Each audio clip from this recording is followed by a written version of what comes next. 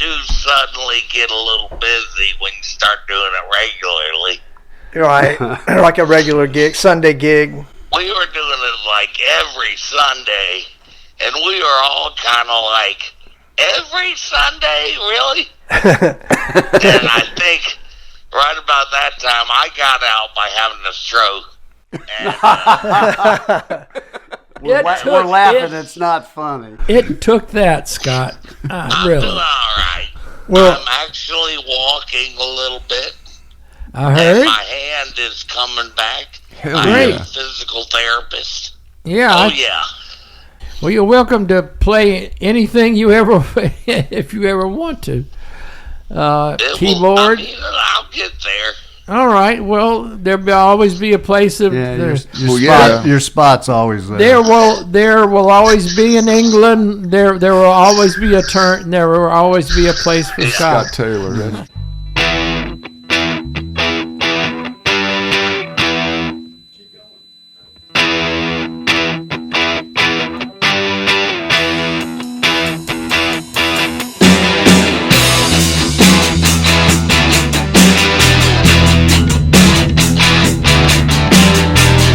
12 hours on a respirator. And I meant to just date her. But a little bit later, Tater.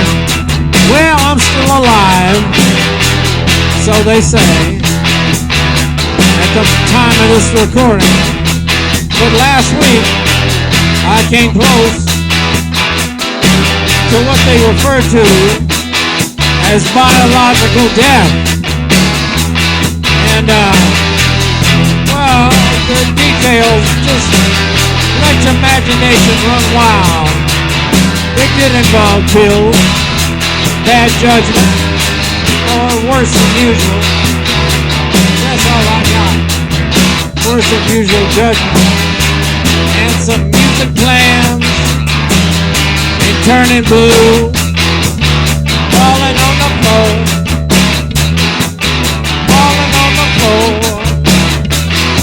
I love you evermore when I'm all on the floor. Turn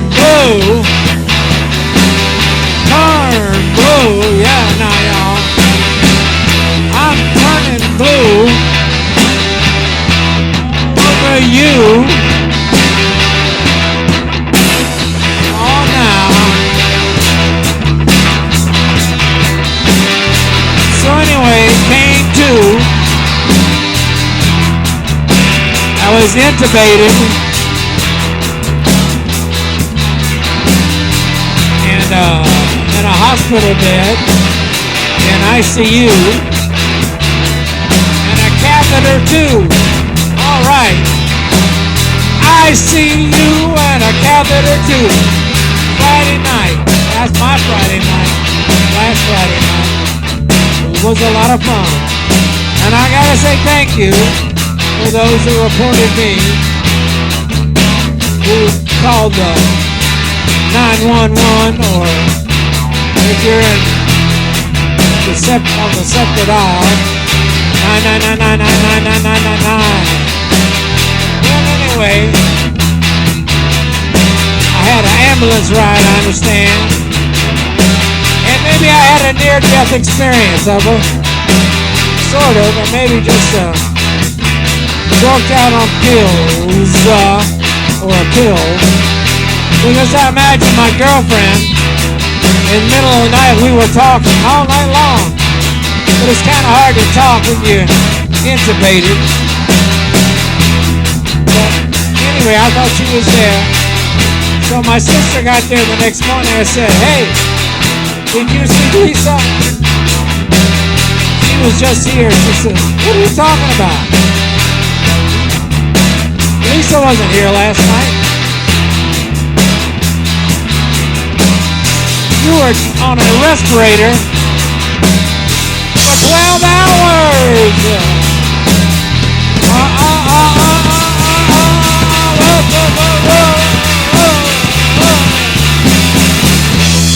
That's just to show you what happens to your heart and your breathing.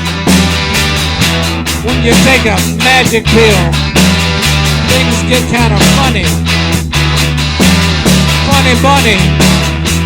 Oh, 12 hours. 12 hours on a respirator.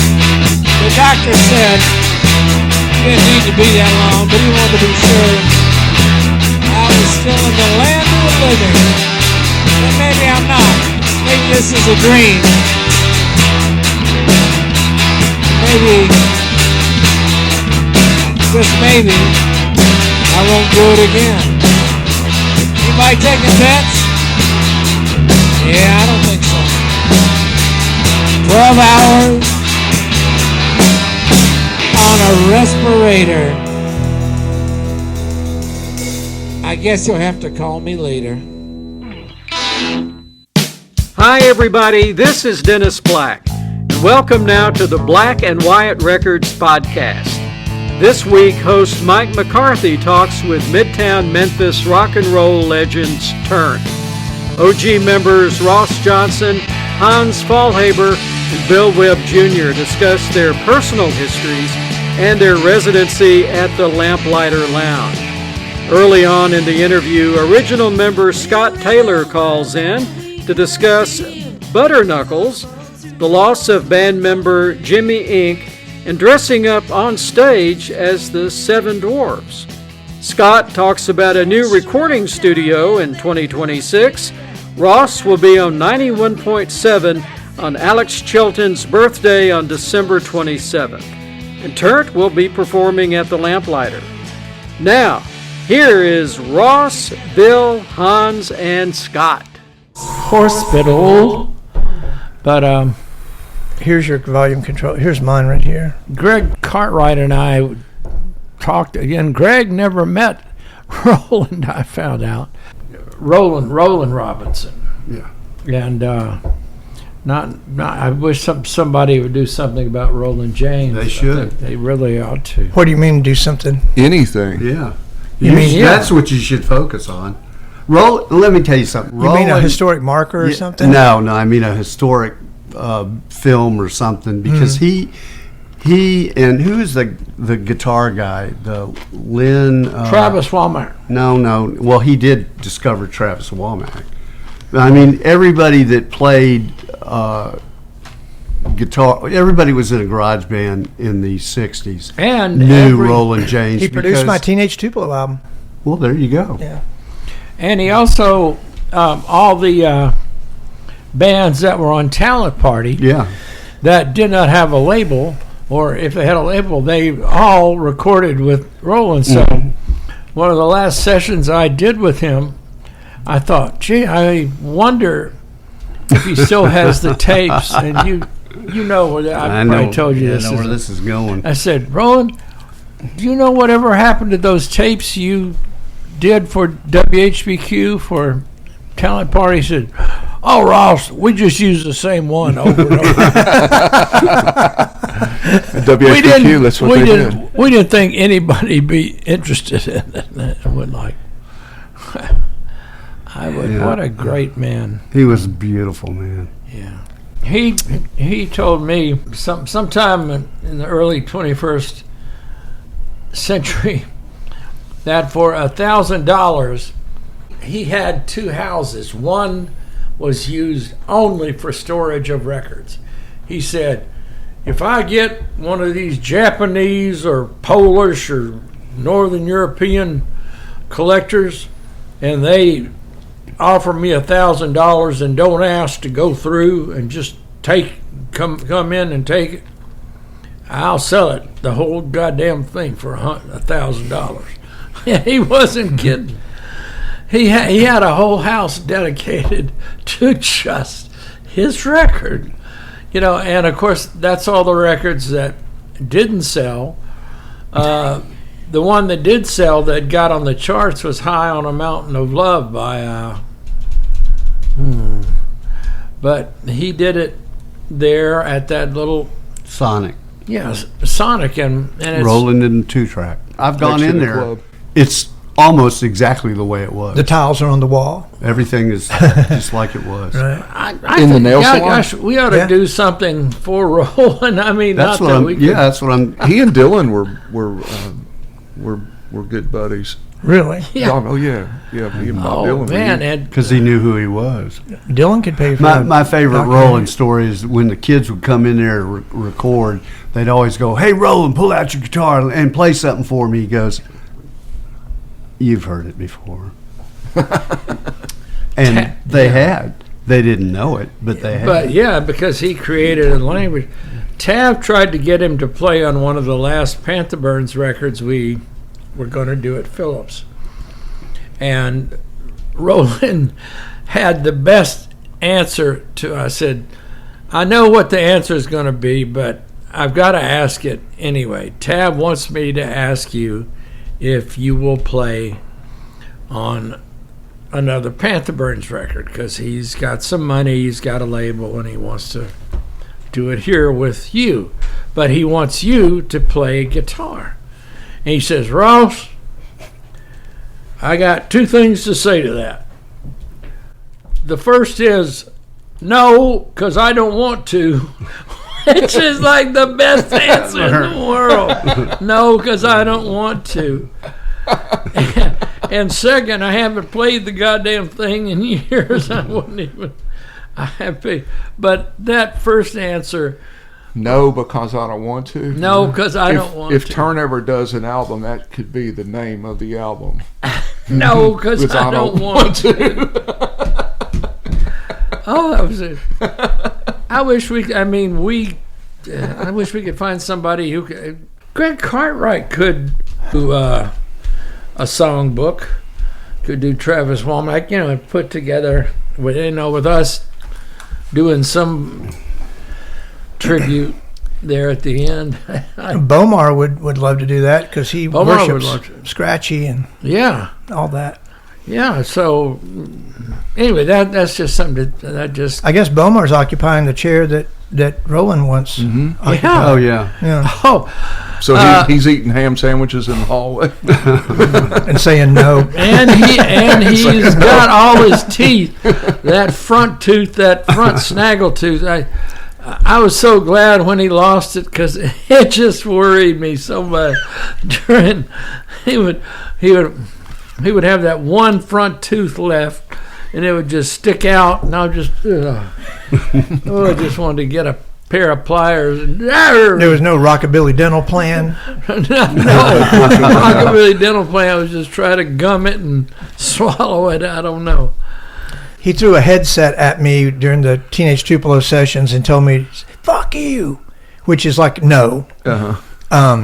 Because I came in late thinking that we were running out of time trying to get the score done to the movie, but you operated on rolling time. It really didn't matter. Like when they got started, he was just kicked back. Yeah, sure.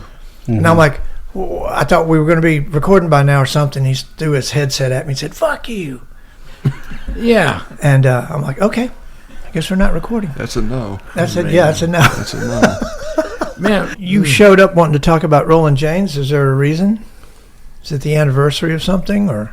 No, I think it was because in my best-selling book, I did two chapters. One, Roland James, and the chapter that followed was The Other Roland.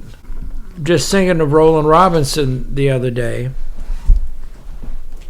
made me think of Roland James and two uncredited people. And Roland Robinson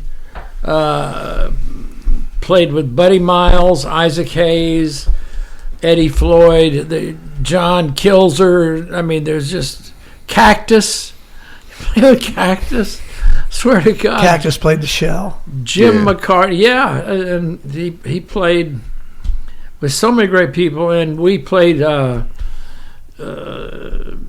sort of a big hall in Chicago in '91. He just really drove the band, and Chilton and Ron Easley, who I played 10 years or more worth of gigs with him, and I didn't say a word to him. He's 5-10 feet away from me. We hated each other so much we wouldn't even speak to each other.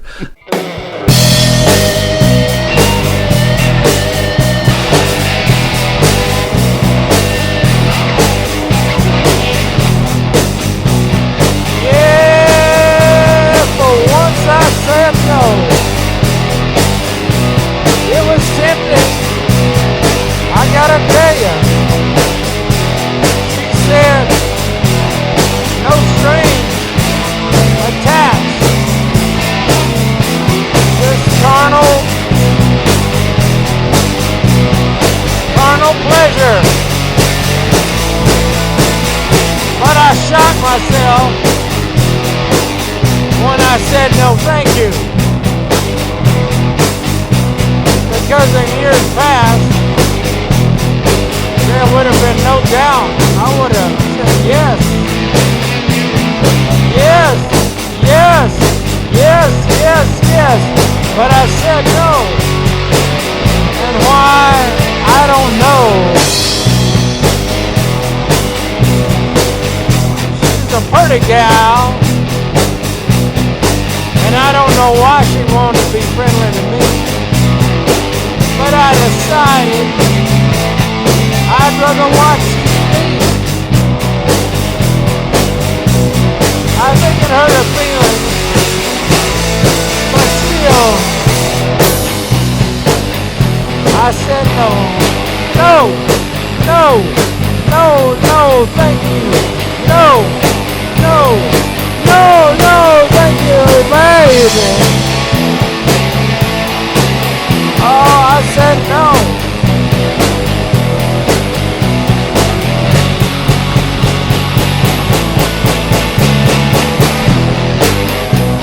A very moral man.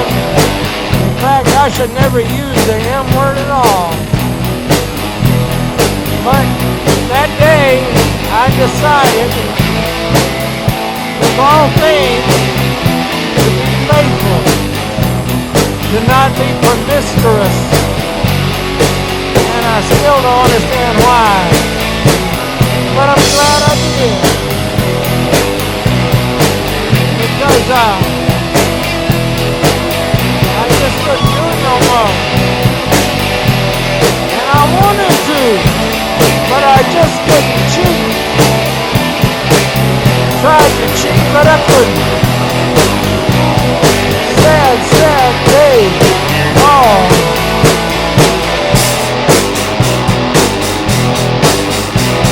So I guess the moral of the story is,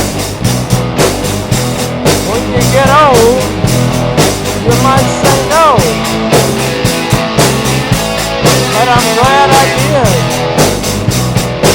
because if she ever asked again, I might say yes.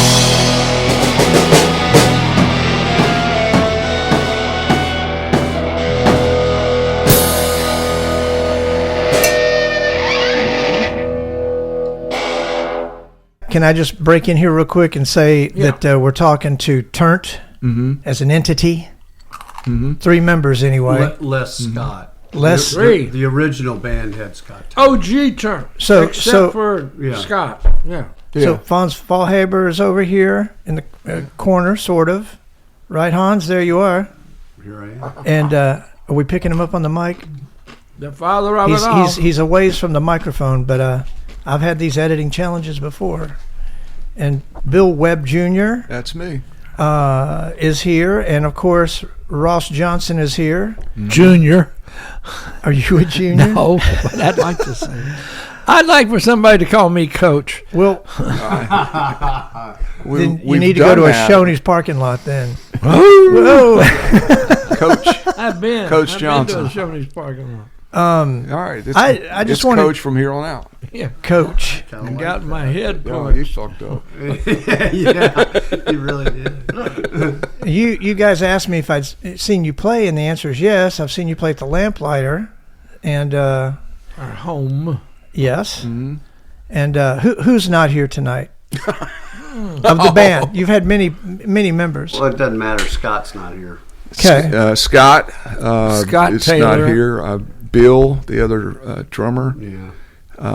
The other drummer. Yep. Well, see, there are two. there's two two Bills. drummers. There's Bill W. and then there's Bill D. Bill.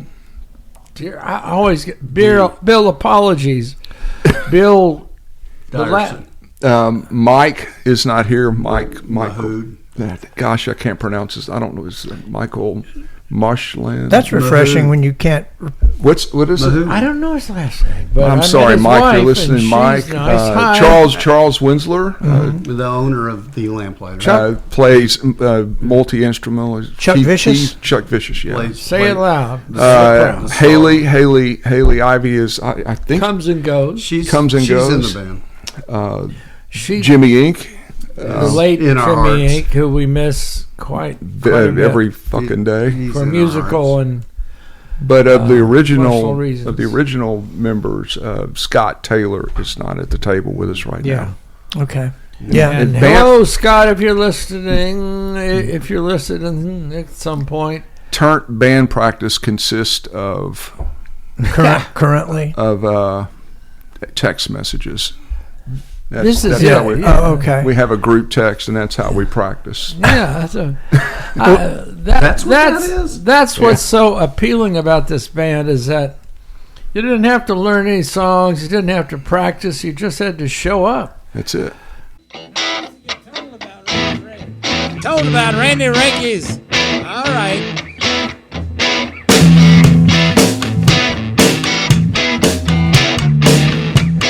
The monkey speaks his mind.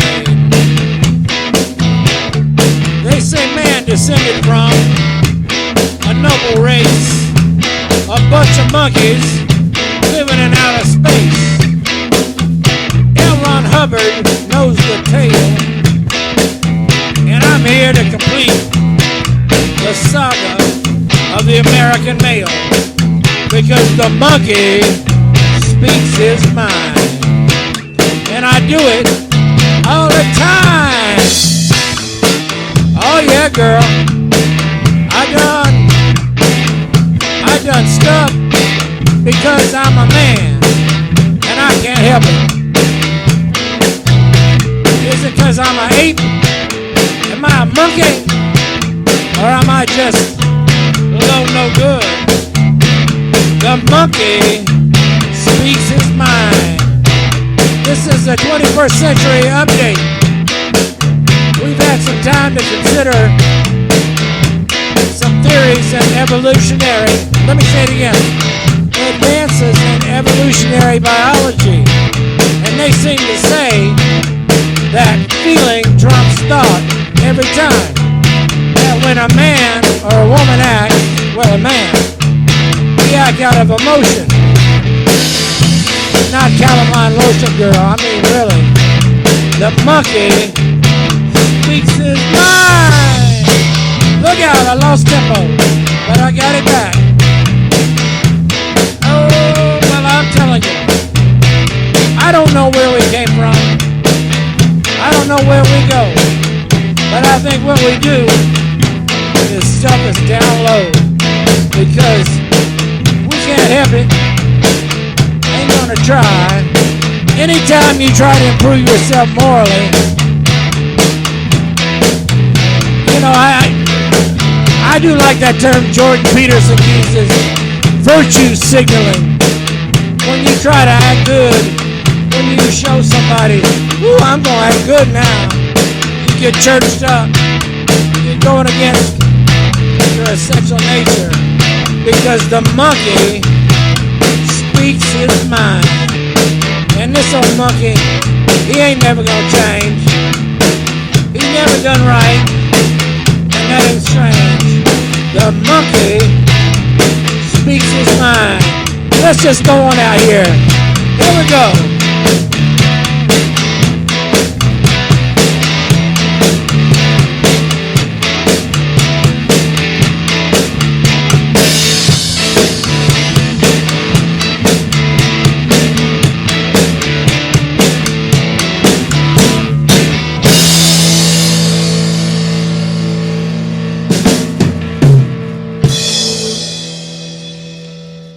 And well, what I like, or what I last heard live at the Lamplighter, was the song that you get at the beginning is not the song you get at the end. It's the same song. It's the same it's song. all the right. same song. It's like a Twizzler. Yeah. If the song were just candy. different flavors in the, Yeah. different parts of the Twizzler have different flavors. The original idea for the band was not what it is. What was the original? The original idea of Here's the the band original was OG. to have the four of us and a female horn section, and we were probably going to find a vocalist. That never happened. I tried to call his cousin, Susie, to be one of the horn players, and she wouldn't do it. Yeah. And that pretty much said, well, okay, so we And started. we talked to another cousin, Brad Yeah, but Pounders, and Brad and I had just finished a couple of years at the Lamp playing with an improvisational group called Cuz with Susie Hendricks, and we would have a lot of guests,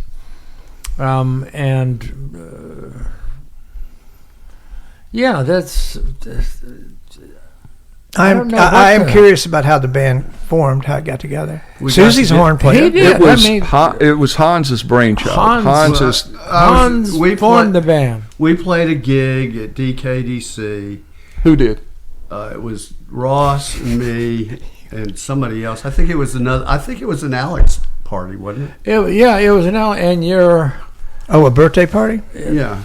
Your wife Was in it. You're one of the clits is clits is I hope you're not listening, ladies. It's all right. Another Big Star member, late period, John Lightman. John Lightman, and Alex Green, I think, and Laurette played, I think. Yeah, and so that was sort of start of things. And after it was over, I asked Ross. I said, "Hey, would you play in a band with me?" And Ross said, to my surprise, yes.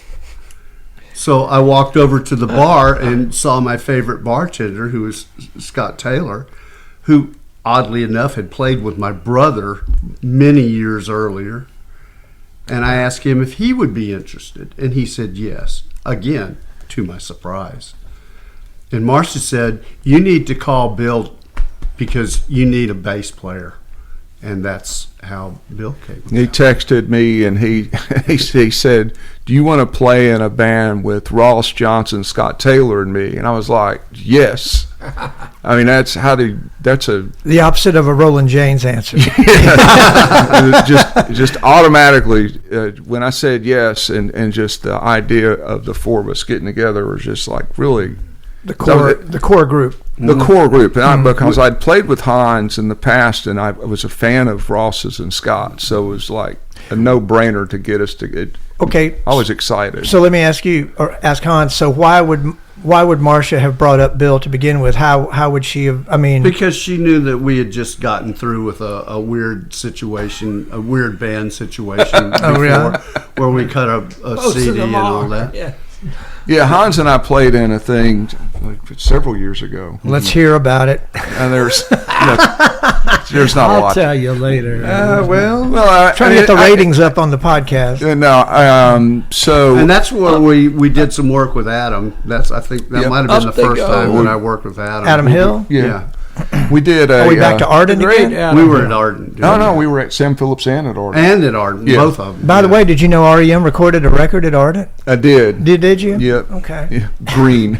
Did you ever find out who the engineer was? Yeah. Was it Terry Manning? I don't know. Okay. But Green was one hell of a record. I think it would point to their bank account. Let's not say that. Hey, Michael Stipe, Mumbles, I used to call him when I used to get. Did he have hair when he recorded Green? Or? Yes, he did. He had beautiful angel locks. Okay. And he, the first time they played the Orpheum, a lot of young ladies, I presume, threw panties up on stage, and it embarrassed him, and he dodged them. I was at that show, but not in.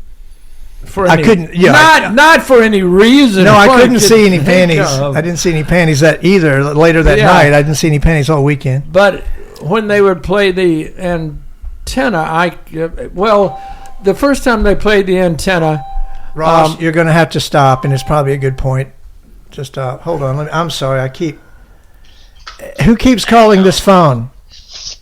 Hello? Hello? Who is this? I don't think I have a special name. This is Scott calling from the grave. Scott Taylor calling from the grave. The man with the plan. Can you hear everybody, Scott? Yes, I can pretty much hear everybody. Dennis, are you Much picking as Scott? I ever could. Oh man, this is great. Well, Yeah, this we were just. Oh, that was me. Oh. Okay. We were just going over the original lineup of the band, and your name kept coming up for some reason. Oh, gee. I was there early on. Yes, First you were. We were butter knuckle. That's right. And Scott's. It was very hard. We've been through changes. I didn't talk about this, Scott, but it was hard for me to get used to playing without you, because I usually played off Scott, and then I think As did Hans we all played off did. Scott. We all played off Scott. Yeah. The fact anybody looks to me for correct time. Well, we are turned. We should call Jam 1. In fact, I think I'll call him right now. Yeah. Well, I haven't missed any practices technically. No, You haven't. assuming you still get that Scott gets all the text messages also in the band. Oh yeah. Okay, good. So So he's he knows- still in. They're He knows what's muted going for on. the most part, but I still see them. Cool. I get tired of those Sundays where it's just ding, ding, ding, like a bunch of chicks. You Oh, but I tell you what. Sorority.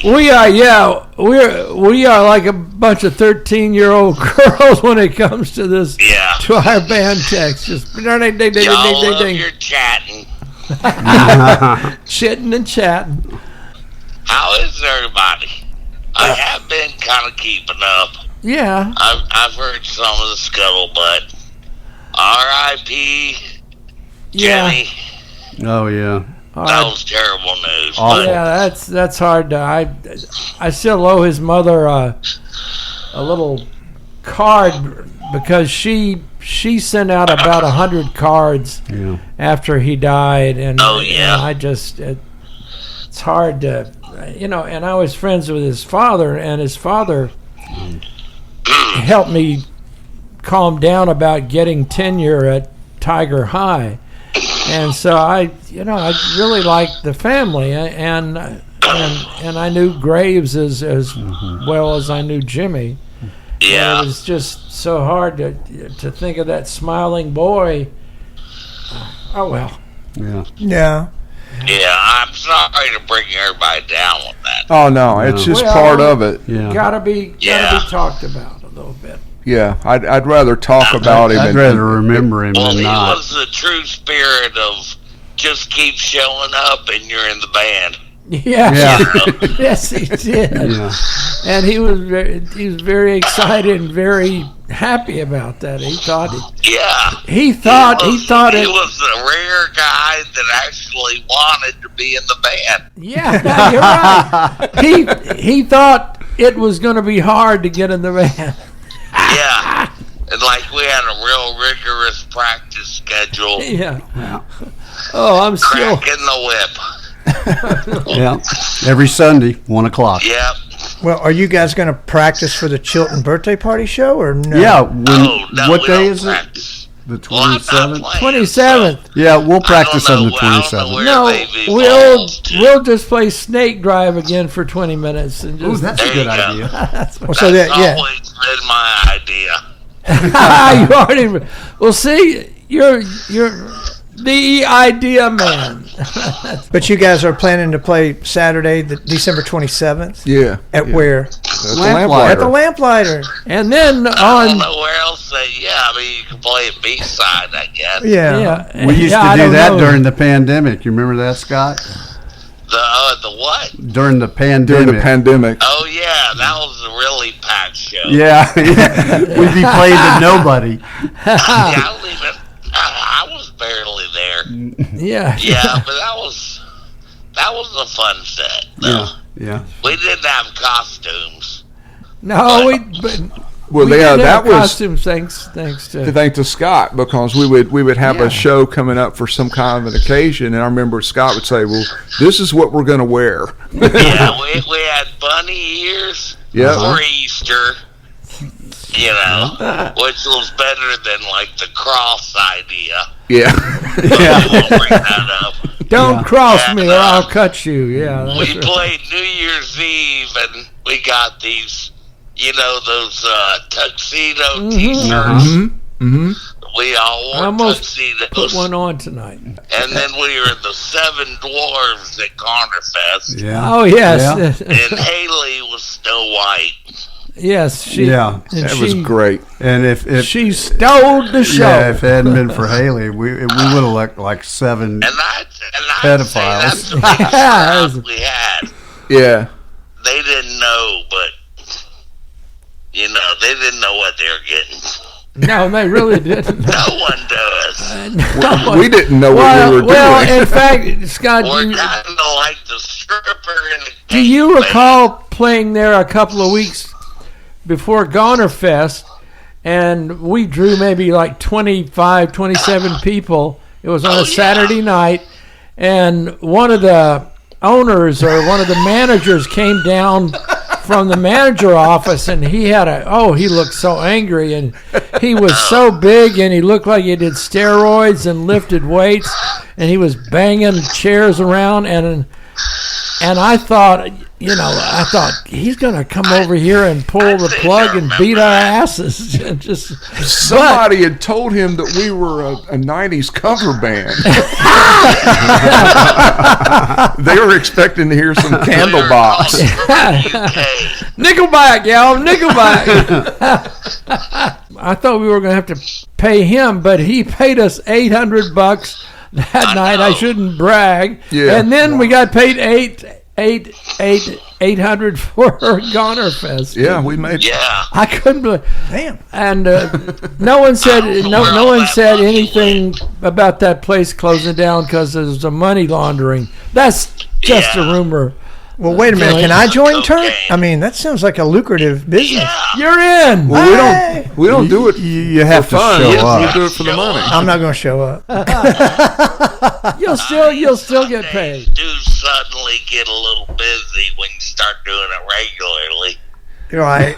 Like a regular gig, Sunday gig. We were doing it like every Sunday, and we were all kind of like, every Sunday, really? And I think right about that time, I got out by having a stroke. And We're took- laughing. it- It's not funny. It took that, Scott. I'm Really. doing all right. Well, I'm actually walking a little bit, I and heard. my hand is coming back. Hell I'm yeah. a physical therapist. Yeah. Oh, yeah. Well, you're welcome to play anything you ever, if you ever want to. Keyboard. I'll get there. All right. Well, there'll always be a place of. Yeah, Well, yeah. your spot's always there. There will always be in England. There will always be a Turnt. There will always be a place for Scott Scott. Taylor. That's, will there always be a lamplighter?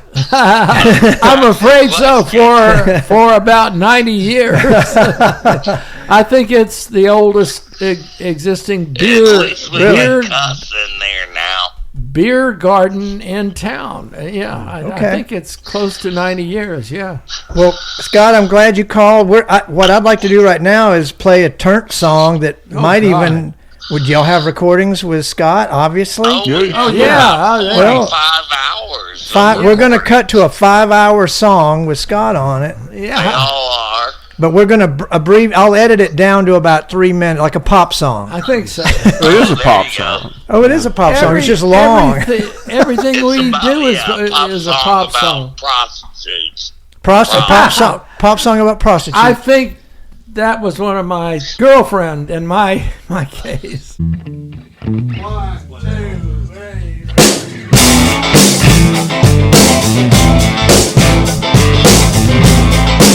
The name of this song is Bad Girl, and it's a tribute to a great song by Lee Moses called Bad Girl. It's not the same, but it's about a theme.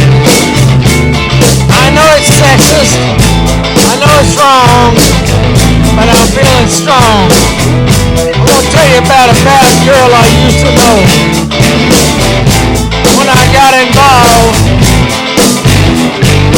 my mama, she cried. My sister, she shook her head. And my father, he just walked away. Because she had a reputation, whether she was in or not. But I've always been attracted to women who have promiscuous sexual past.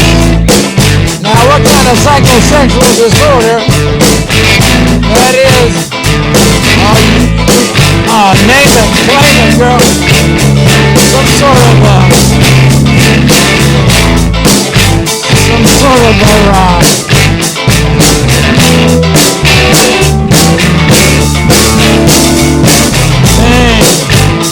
Boy, you're wrestling.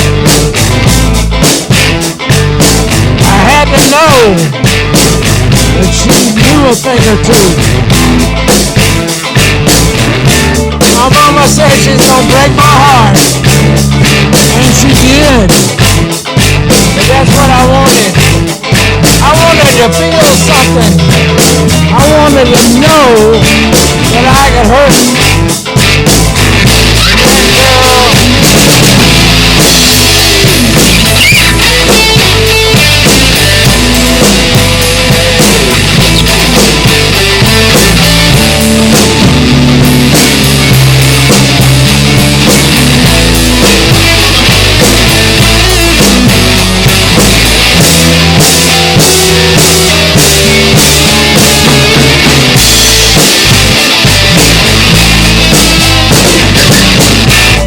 And girl, the story, if there is one. Yeah, I fell in love. Fell in love. How many times have I fallen in love? At first flight, can't count. This girl is different. She was bad. I'm not talking about in terms of what she done, but she was bad for me. I was worse for her, and we went on and on for many years. Hurt each other, couldn't let go, wouldn't let go.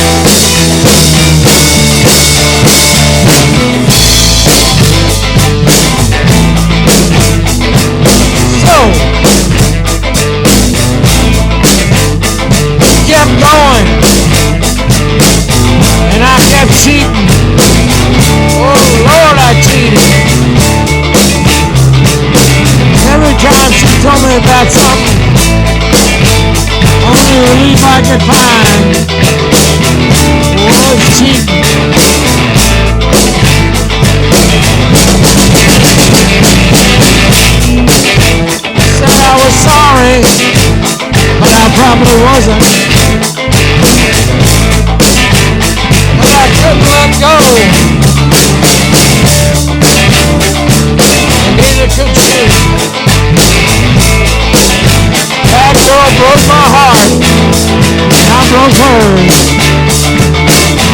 That's all I know.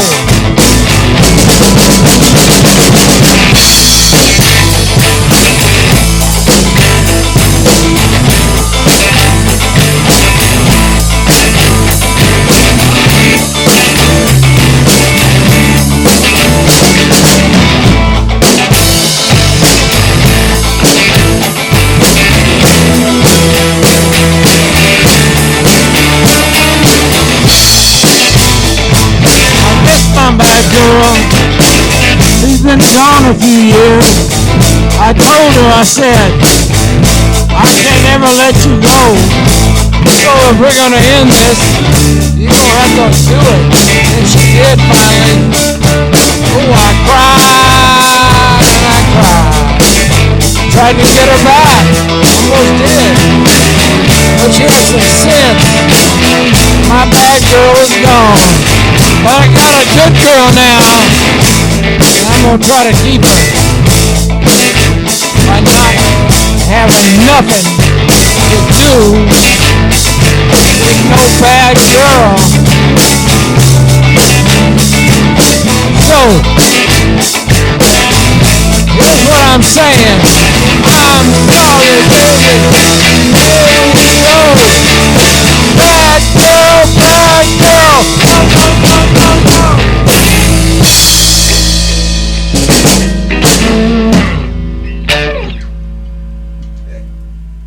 Well, there were the stories that we heard while we played, and then there's the porch stories. Yeah, that's right.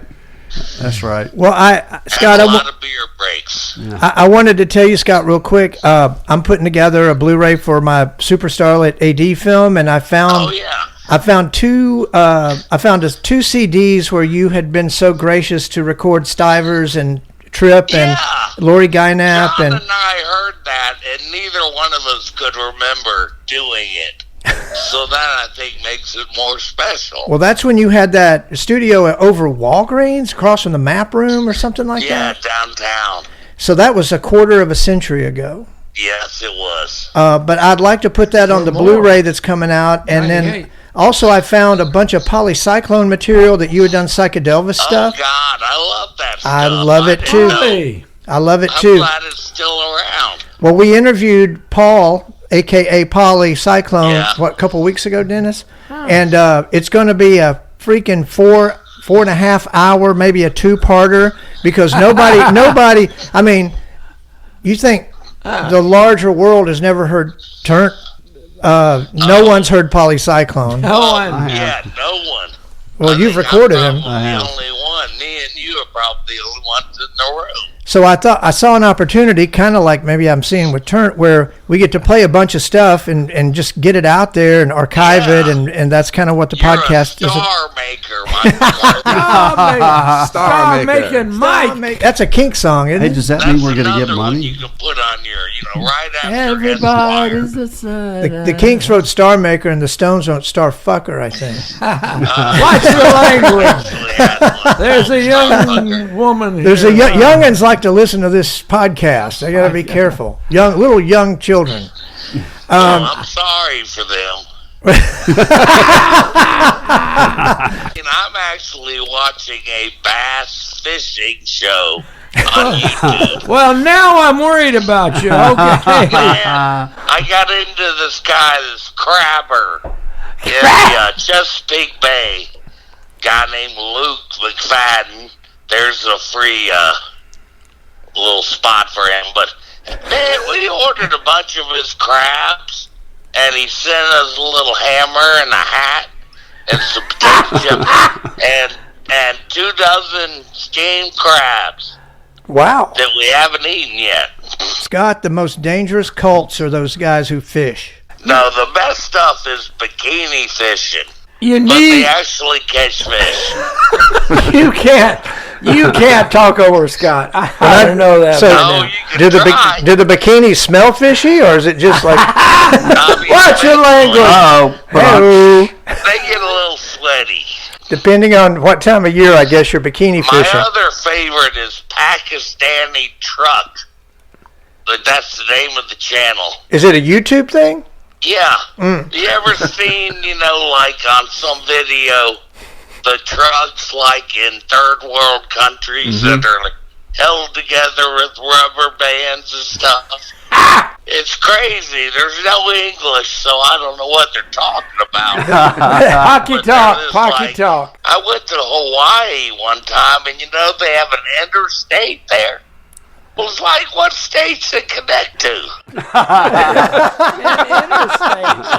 It just goes in a circle and then drops in a hole. That's all it does. Wonder what national park that went through. Yeah. Hawaii is a national park. Yeah. Do you? I think you need to get into Lady Boys. That's much more wholesome. Scott, we're coming over there. That's a different island. We're coming over there right now. I'm getting concerned about you. Oh. Yeah. Well, Ross is the one talking about Lady Boys. Well, I just want you to get into something that's more international and has broader appeal, especially in Australia. I love the guys that go, well, mate, once you've been with the lady boy, it's really hard to go back to women. I mean, I'm not gay or anything, but, Is that your Australian got accent? a little something special. No, that's my Arkansas accent. Scott, do you think you might play again? Like, what's your prediction? I mean, the plan is I got a little bit more weightlifting and physical therapy stuff to do. I see my guy like 3 times a week. Whoa. And he beats the hell out of me, but I'm like walking with a walker. All right. Till I run out of air. But you can still produce and engineer and do all that kind of stuff. I'm getting that set up. Mr. Greg Cartwright's coming by this Sunday, I think. I saw him the other day. Yeah, I saw him the other day, too. Well, that's great. That's good news. That's great. Yeah, he's going to help me, just plug the shit in. Good. Because I can't, that's one thing I can't really hold it up, to plug it in and stuff. So I'll get the basics going. My electro album. Oh, I was going to ask you what would be the thing that you'd be working on when you get that that kind of stuff. I sent you to SoundCloud or something. Yeah. That just that sort of stuff. What's your SoundCloud address again? What's the name of it?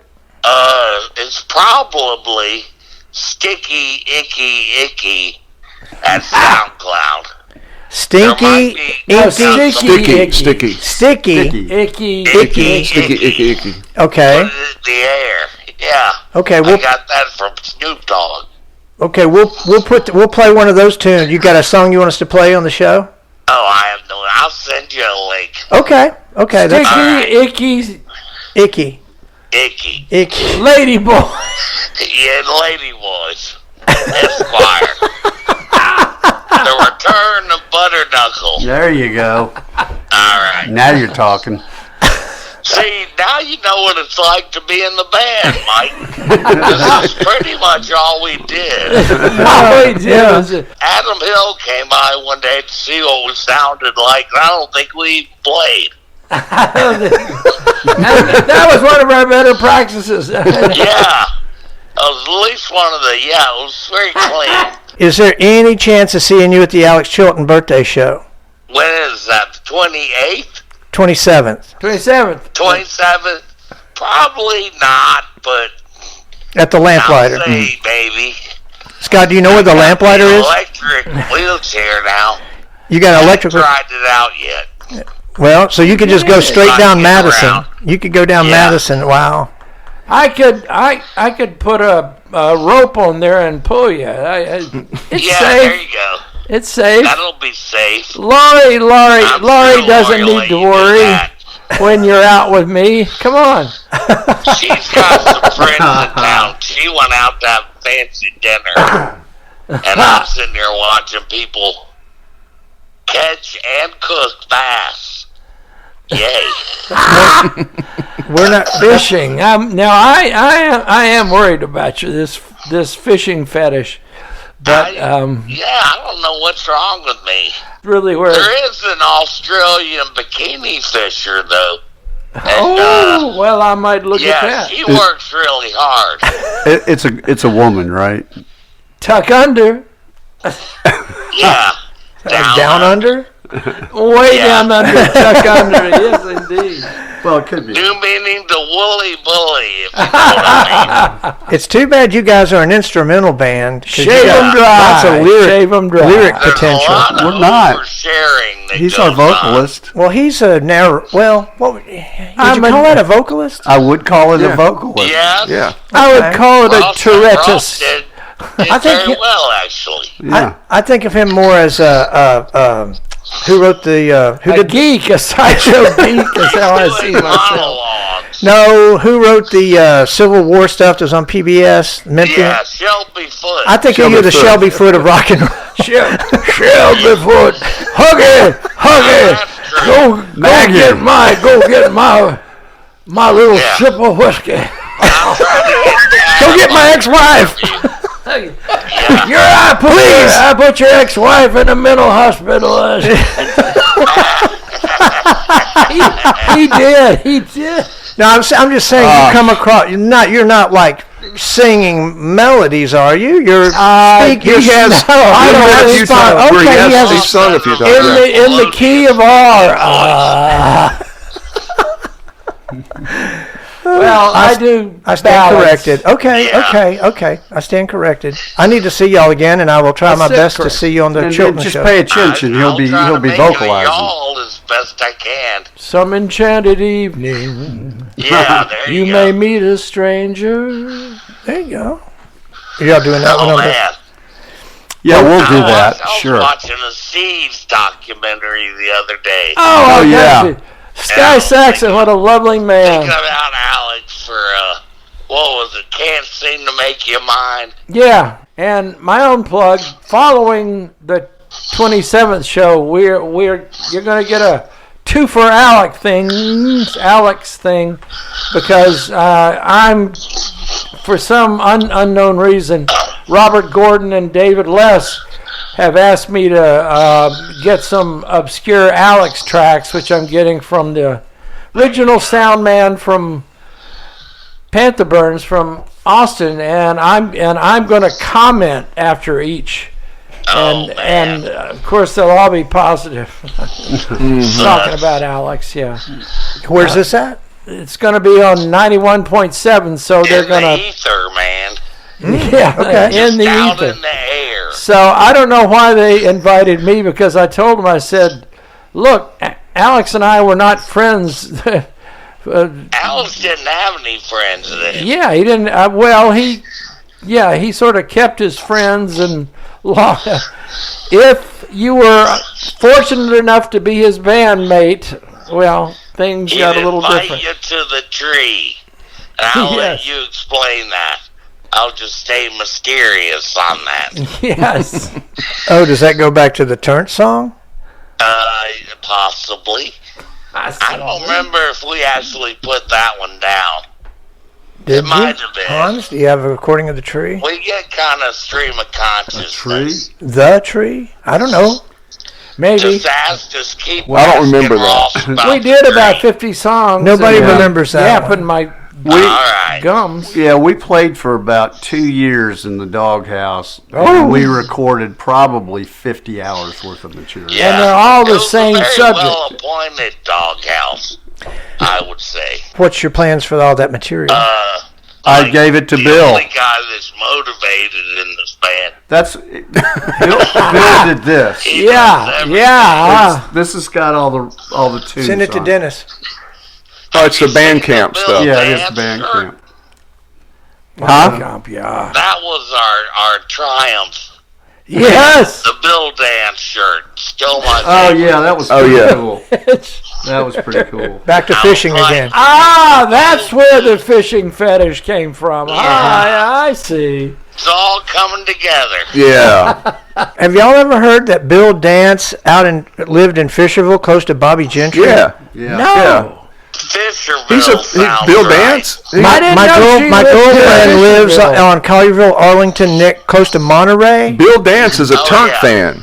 Bill Dance is a Turnt fan. Of course he is. You've seen the show. He better have his ass at that Chilton birthday party. He don't go out. That's right. Well, why don't you play his house?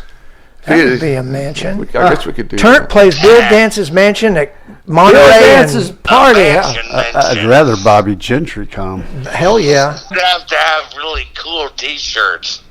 I found out through a Midtown drummer that maybe you've heard this. He delivered laundry during COVID to Bobby Gentry's house. Mm-hmm. You hear about this story? Okay. I wonder if he delivered her delicates. He just kept those. He kept one or 10. I mean, yeah, they're This seems kind of light. I would Another possible name for the band. Where are the rest of my Panties. panties? I never count, but I guess I'll count. No,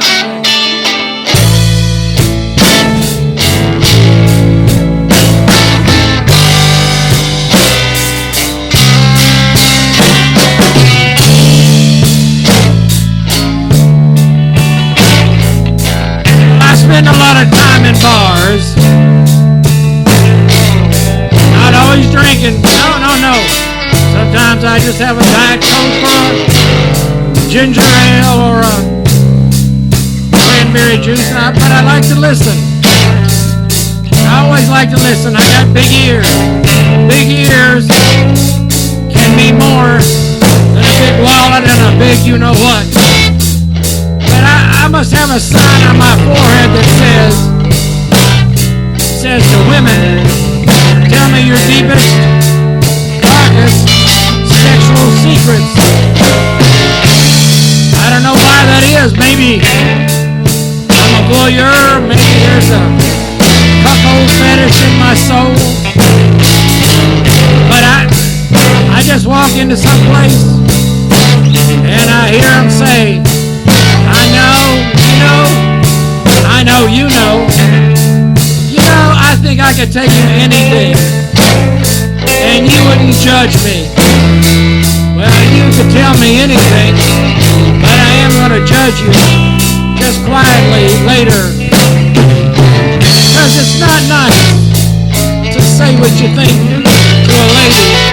I found that lying to women is probably a despicable thing.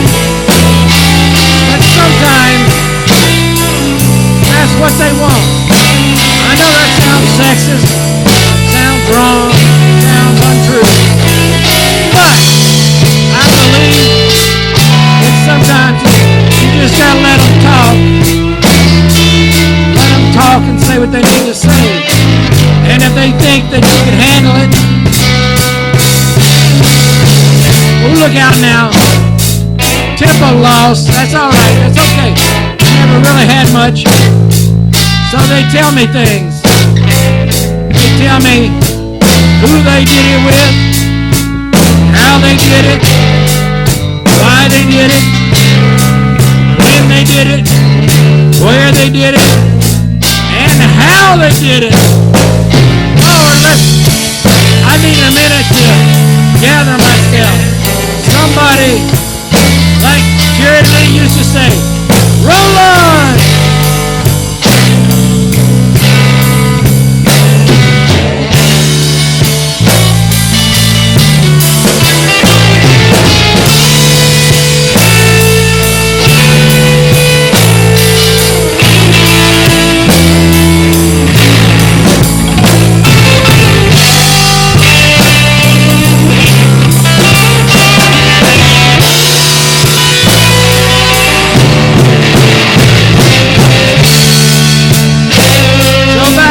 Story that doesn't have any bit of glory. I have that sign on my forehead that says, tell me anything, and I'm ready to hear it. But I'm not, I couldn't. Some women have told me things that I'll never get over. Especially when you're in love with them. Yeah, boy, they think, well, he loves me, so it's time for me to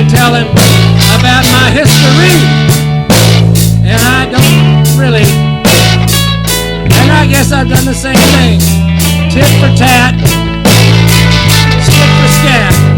I thought it was pillow talk, telling them, well, if they told me something, then I would tell them a story about myself. They didn't like that. You can never predict how things are going to go. When you're using language, language is difficult, dangerous, especially when you're talking about matters of romance. And maybe someday, maybe one day, I'll be giving up this romance stuff. But right now, I guess I'm gonna have to just keep listening.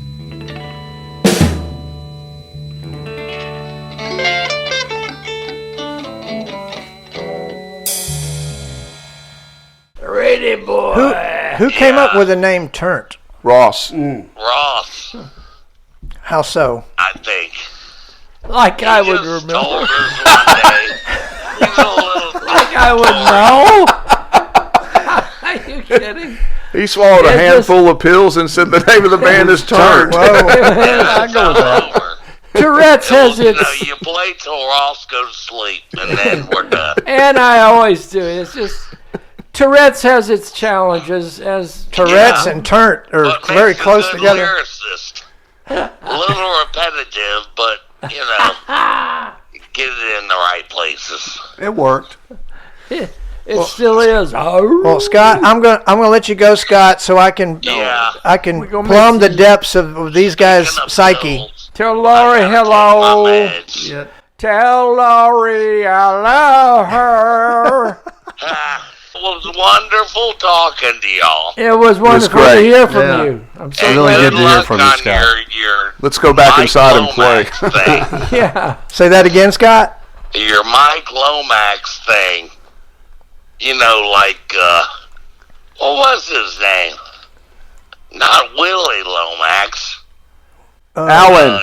John Alan. Lomax's Oh dad. yeah, John and Alan John and Alan Lomax. Yeah. Did all the field yeah, recordings. Yeah, Death of a field shoe salesman. recordings. brothers who. This is a field recording for sure. Yeah. Yeah, Oh, we Alan are. Lomax. Alan Lomax. Yeah, We Alan are a Lomax. field recording. You Yes. put this right. You can say Turnt at Parchman Farms. Just to get it in the Library of Congress. Did you just call the podcast a field recording? Yes. And I'm an ex-librarian. I'll make sure that it gets in there. Don't worry. Scott, love you and hope to see Love you you. out and about. And if that's not possible, invite us over for Pete's sake. Oh, yeah. I live in a castle now. I'll have a studio going up here, too, pretty soon. Part it's of town. on Peabody. Yep. Right in the middle of With Peabody. Central the house with Gardens. the witch hat. I gave it away. Wait a minute. Central and Peabody? Yeah. No. Willette and Peabody. Willette and Peabody. On the corner. Oh, shit. Willette it's and close. on Peabody. the northeast Yeah. corner. The one with the witch hat. The Purple Castle. Oh, okay. Yeah, the castle thing with the Dude, witch do you hat. know you're within a couple of houses of two original Picassos? Probably. Yeah. Now I see Turnt as being a more of a bohemian phrase. Well, we did telephone start number. in Central Gardens. I see it all clearly now. Doghouse, but still. I can see clearly now. Well, no, wait. We keep bringing up the doghouse. That's your current backyard studio It's the back house. Well, that's Yeah, Hans. yeah, that's still on Harbor. yeah. Marcia There's a lives in the good big story house, and I live in the behind it, but You dog house. might not want to record it. Well, I guess that's what I'm trying to clarify. Would you guys record at Scott's or the doghouse? Or At the No, doghouse. At Hans's, yeah. Okay. Just that's what we did. We didn't practice. We just recorded the practice. Yeah. And I So we finally record went, like, something why don't we for just us- play shows? We record Right. something for Scott to Still mix not It, and to it add took stuff. it took 2 years Because for we that. get a little loquacious. Well, No. yeah, I've always thought that performing the practice would be the easiest way to Yeah. happiness. We Exactly. cut something at the doghouse, and then when Scott has his studio up and running, We'll he do some more. mixes it. Will you mix it and add keyboards, electronics. Oh, yeah, that's what we'll do. All right. Okay. Yeah. That'd be cool. All right. Well, It'll be like electro. Turnt does Berlin. That's because Eisenhower kept General Patton from. Yeah. I think Just you guys. trying to get off the phone with my mom. I'm in love with your aunt Okay. still. We'll talk about your aunt some other time. All right. Yeah, you can say anything you want. I don't care. Oh, they will. I I'm have sure. no dignity anymore. All right. All Love right. y'all. Love you too. Love you, man. Love you, Okay. Scott. Love you. Bye. Bye.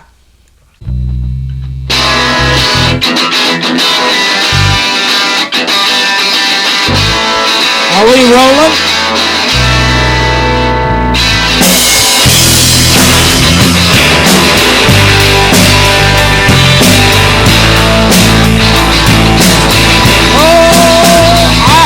Dream,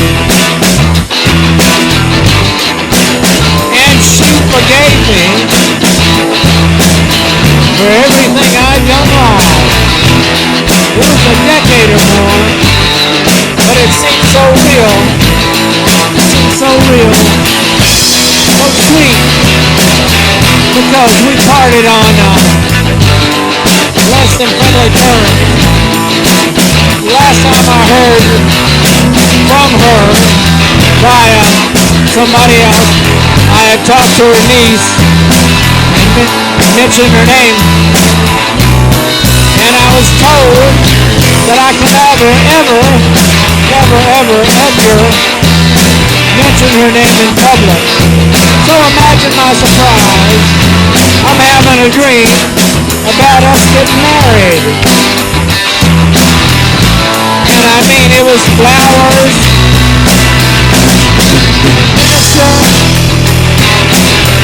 and she was upset about first she was upset about the flowers, but she got her way. She always gets her way, in dream or in reality. I was so happy for just a little bit of time.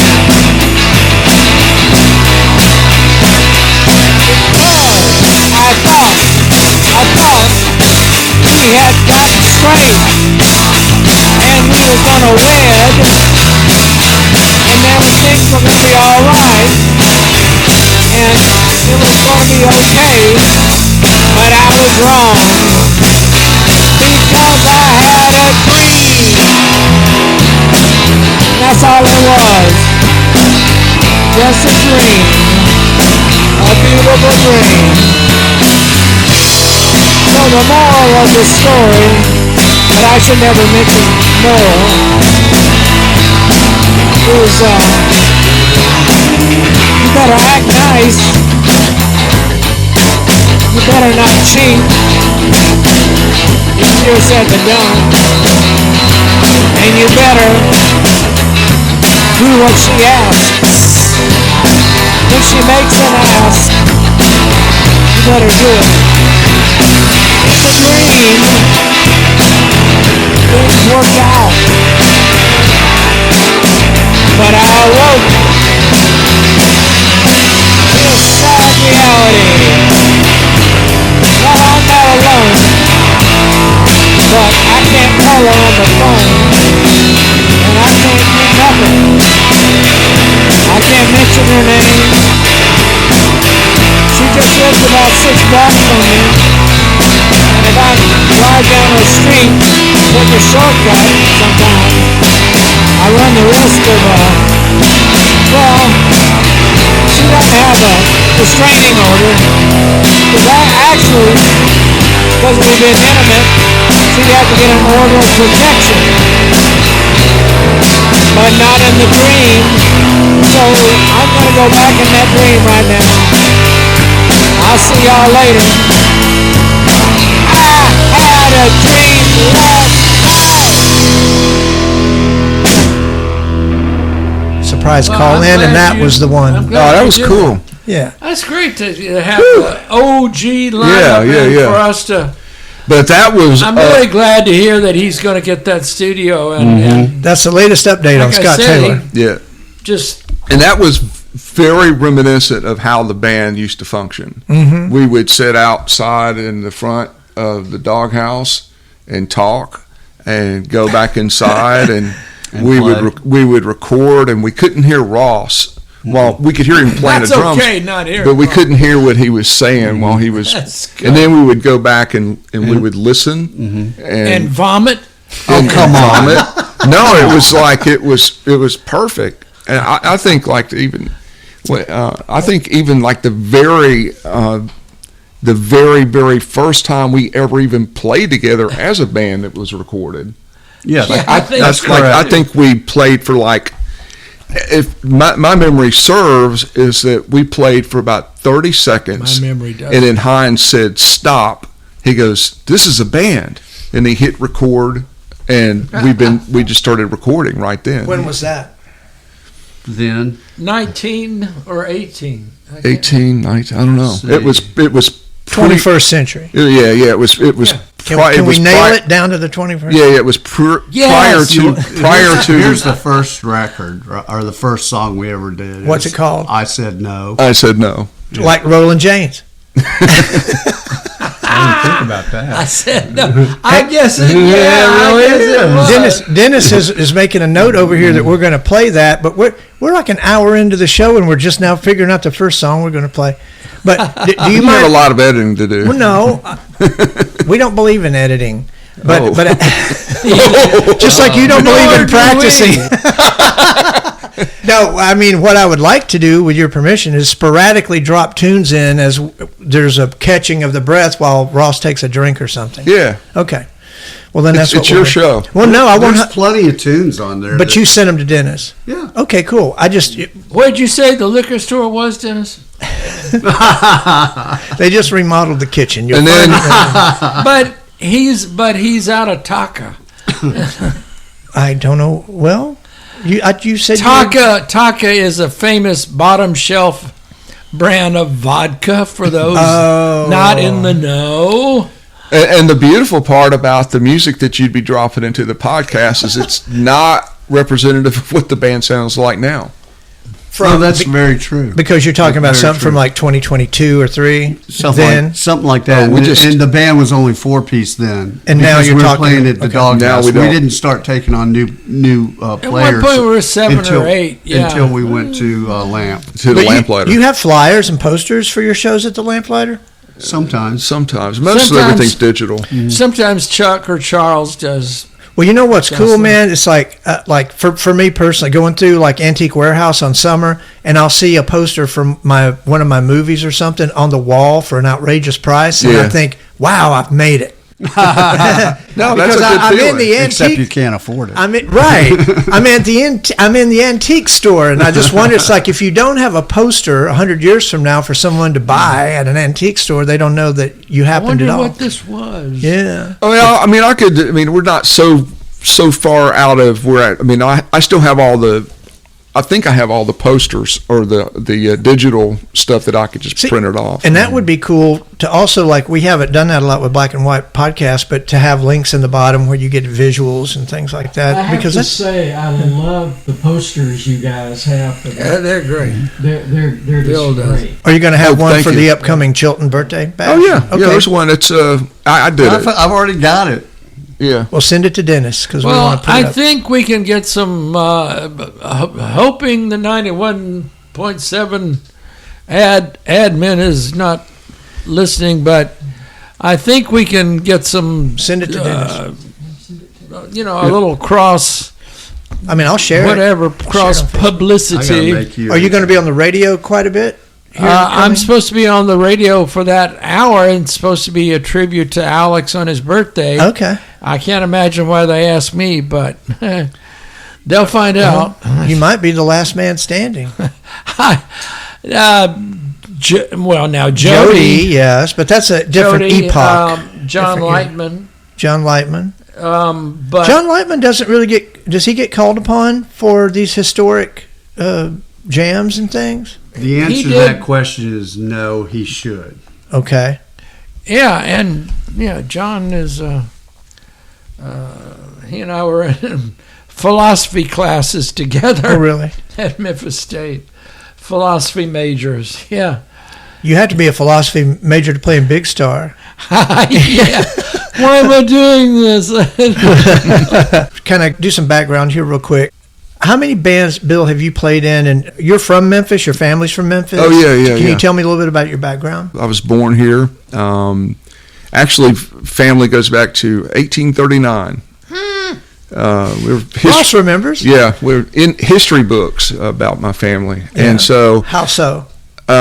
we Founding father? Yeah, some Winchester, Jackson. yeah, and names fade out and all the other stuff, but anyway, I've been here for that.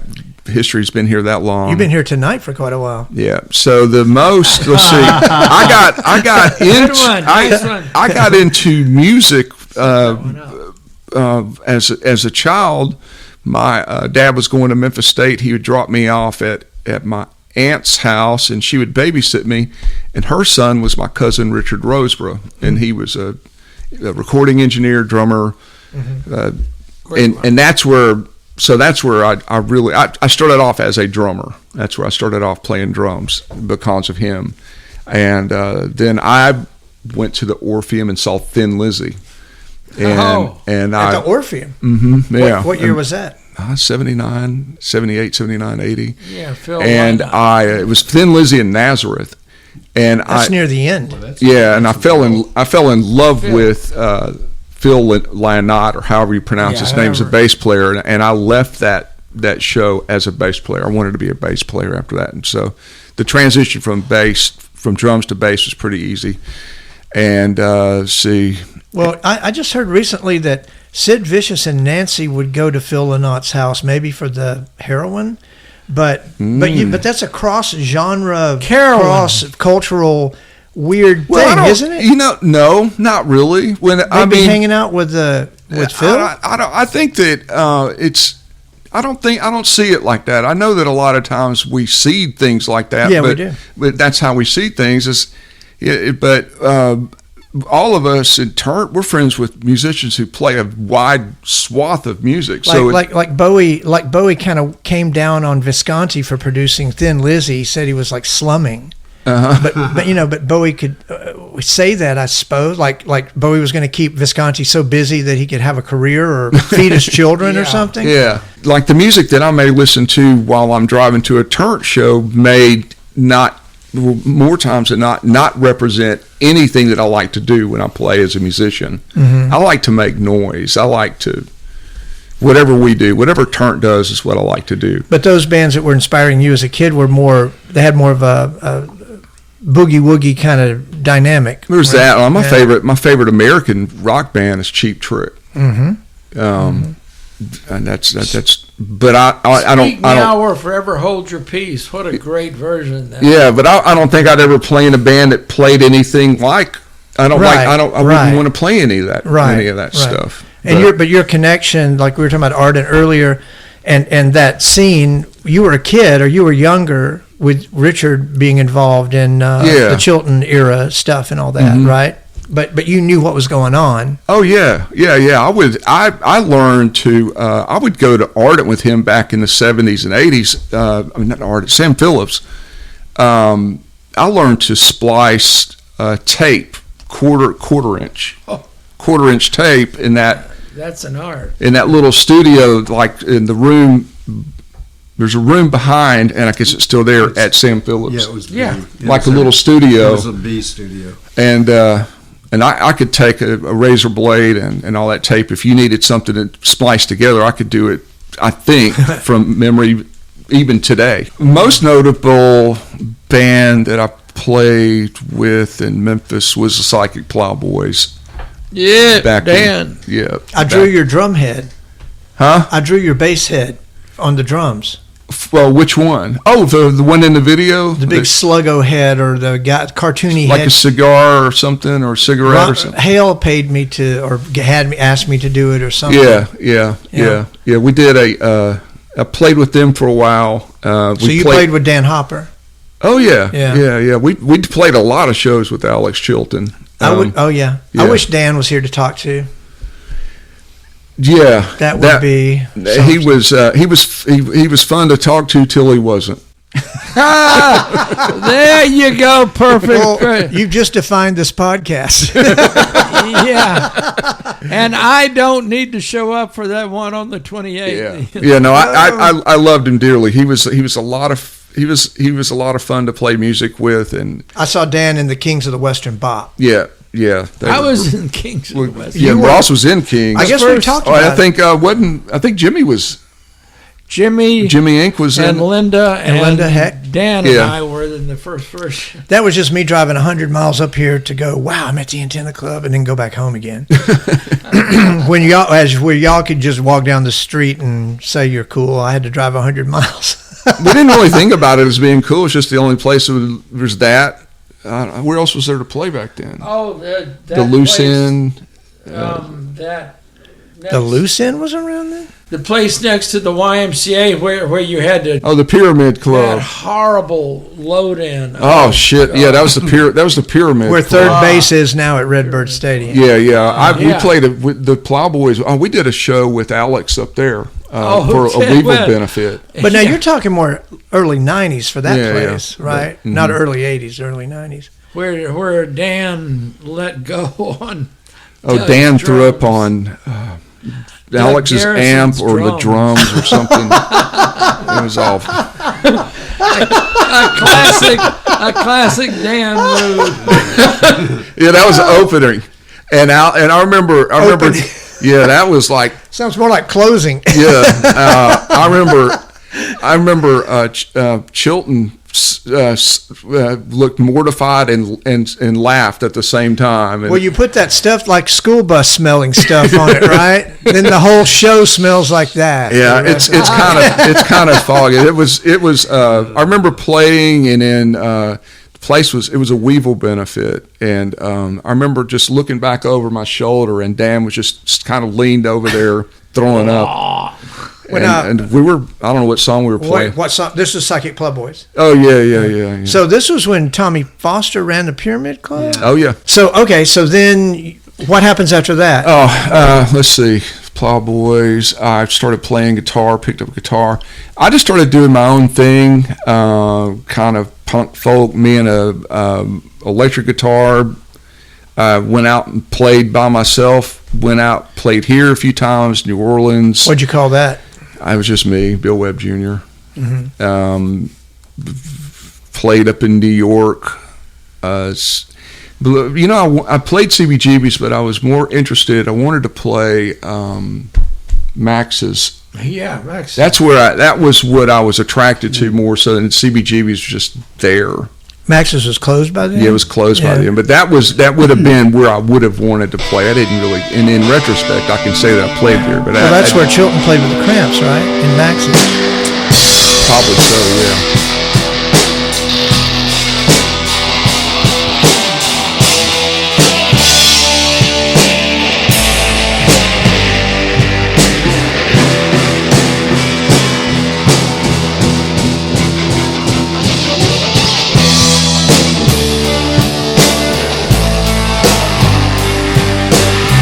Time I ever saw a let me say that again, methadone takeout card was 1998. Friend of mine from New Orleans had it, having lunch with a friend, and he pulled it out. It was very, very impressive. I won't say I envied it, but I thought, look at him now. He can go anywhere in the world for the weekend, but he better be back at the clinic door around 6 a.m. on Monday morning. Because the methadone takeout party will make you feel alright. A methadone takeout party last all night.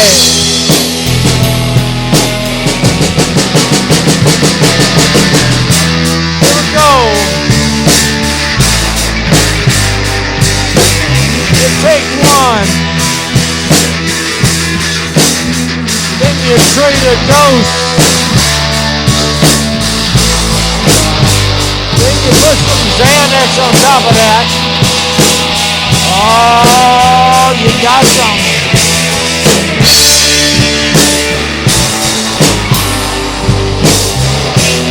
Something good, something fine.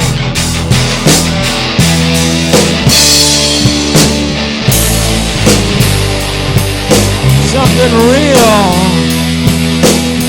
really good. Methadone, take out party. I'll be there all night. Methadone, take out party. Be alright.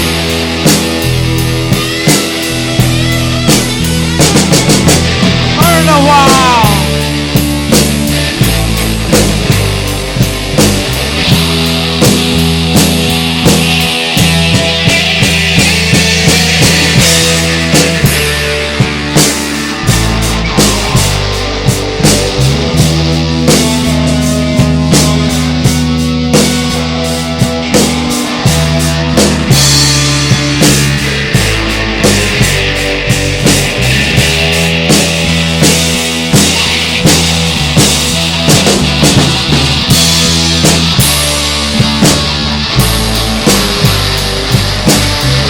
Don't take out party. Makes me a real big smarty. When I go to the methadone take out party. Be there all night. It'll be alright. I hope you'll join me. The methadone take out party.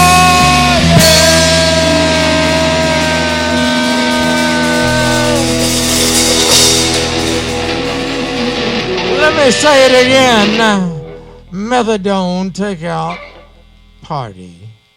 There's a person that comes to Memphis to play, and she used to book Max's. Her name, she goes by the name of Dear France. Yeah.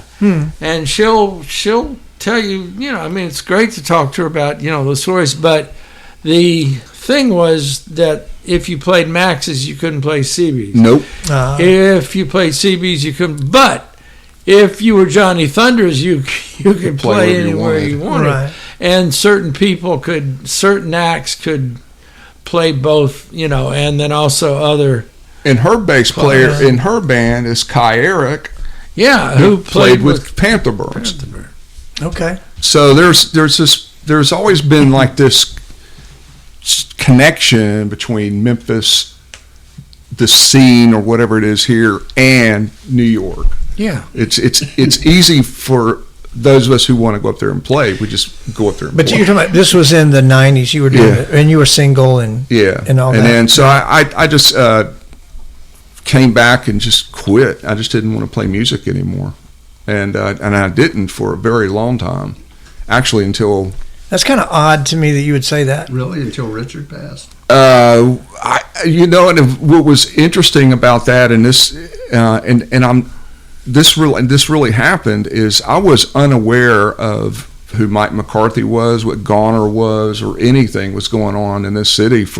I just didn't know anything about it. That's like me not knowing who Marshall was. Yeah, I was very unaware. I just did not do anything. As a matter of fact, when I met my wife, Robin, we were dating, and she saw a guitar in my house, and she said, "Do you ever play?" And I said, "No." She didn't think I could play an instrument. Like I just had instruments, and I just couldn't play them. And when Richard Roseberry got sick, started visiting with him in the hospital. Unfortunately, he passed away. And so we were his old partner, Chuck.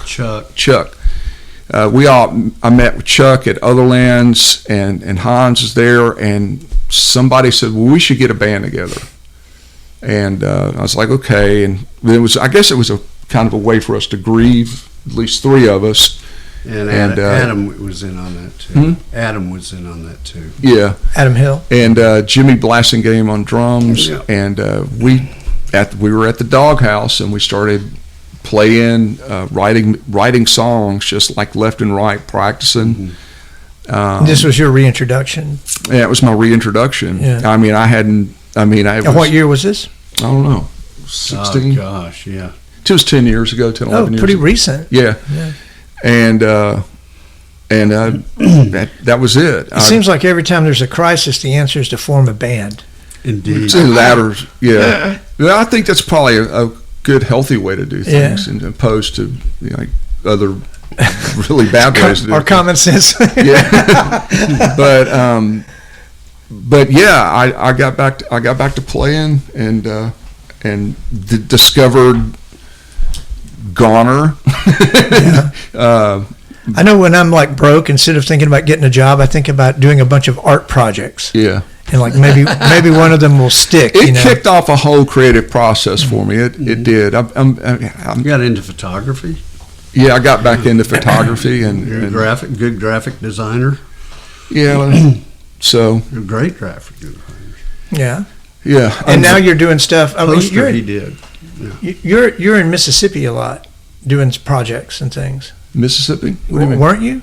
Like it seems like your Facebook posts were like, I'm in Mississippi this week and I'm doing this and that. Oh, well, yeah. I worked, collaborate or have collaborated a lot with my friend Colleen Couch. We would just take off in my truck and take off down through the Delta and go all over Mississippi. Yeah, I am in Mississippi a whole lot. Mm-hmm. But I need to get her on here.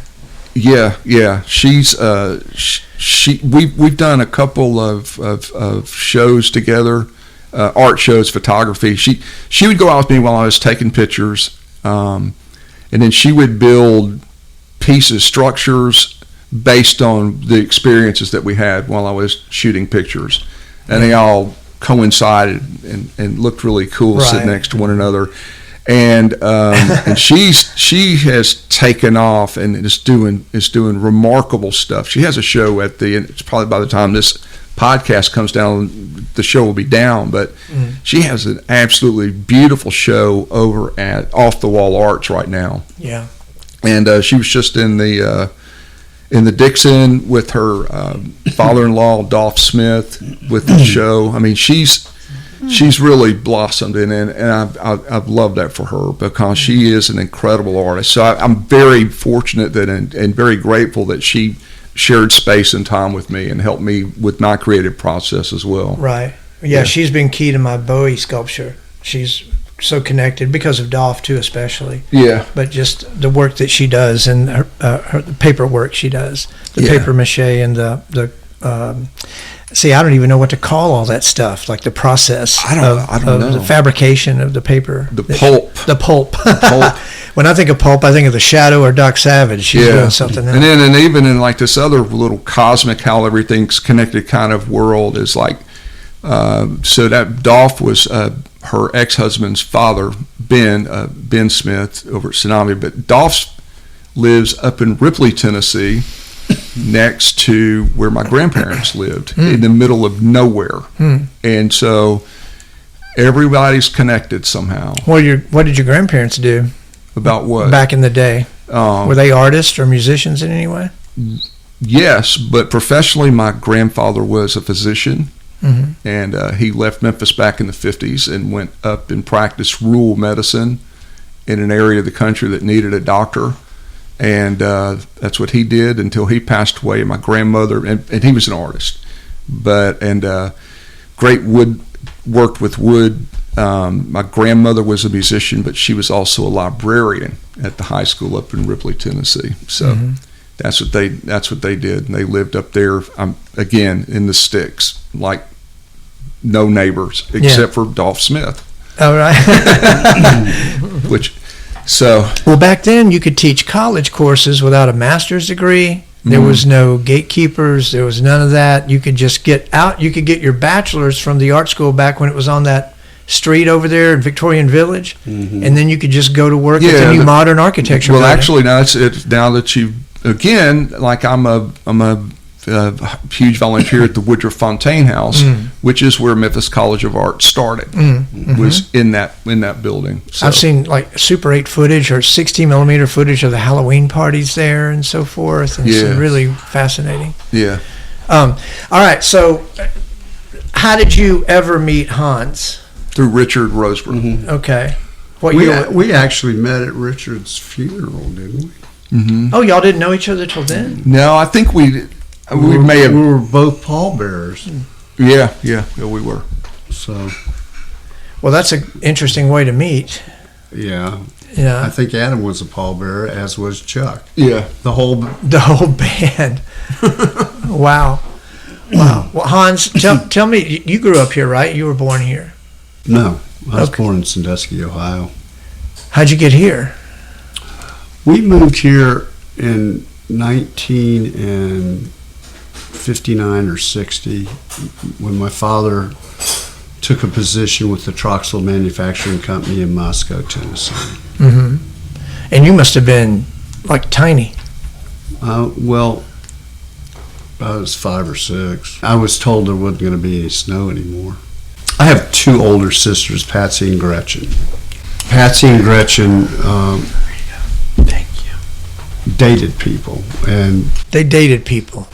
Patsy dated Burke, and Tommy Burke had a band called Tommy Burke and the Counts. Gretchen dated a guy named Billy Dover, and Billy had a band called the Settlers, which I think is still in existence. He's not, but it is. They were pretty influential on me getting into music. Tommy, Patsy took me to one of their gigs at St. Michael's on Summer, and the drummer at the time gave me a pair of drumsticks. That was Thomas Boggs. And $250,000 later, here we are. Tommy Burke and the Counts were their number 1 teen band, followed by Randy and the Radiants and the Gentries. Yeah.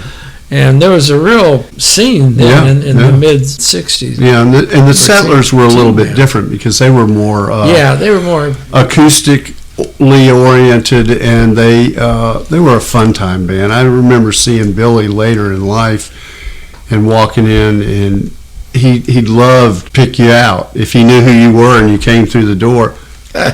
There you were. You're gonna get announced. And it was fun. He was a great guy. Billy asked me one day. Billy was a Bond guy. That's what he did during the day.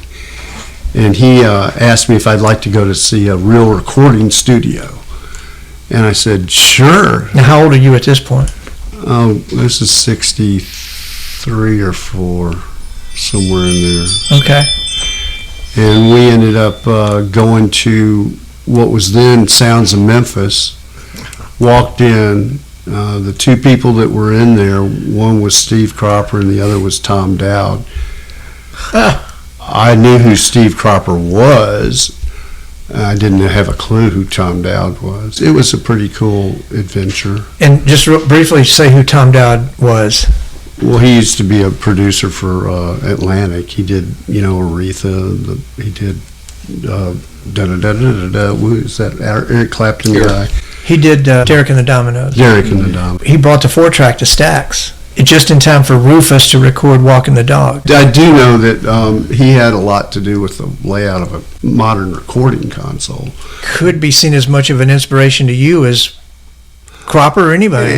Who in their right mind builds a studio in Memphis? I guess it was commonplace in the 60s, but when did you start your studio? When Marsh and I got married, we had you recorded in it at that little studio behind Felix when we lived at Felix. Would that not have been Doghouse 1 or something? You can call it that. Yeah. That was a 500 square foot studio. That was really nice because we had a tracking room, we had an isolation room, and we had a control room.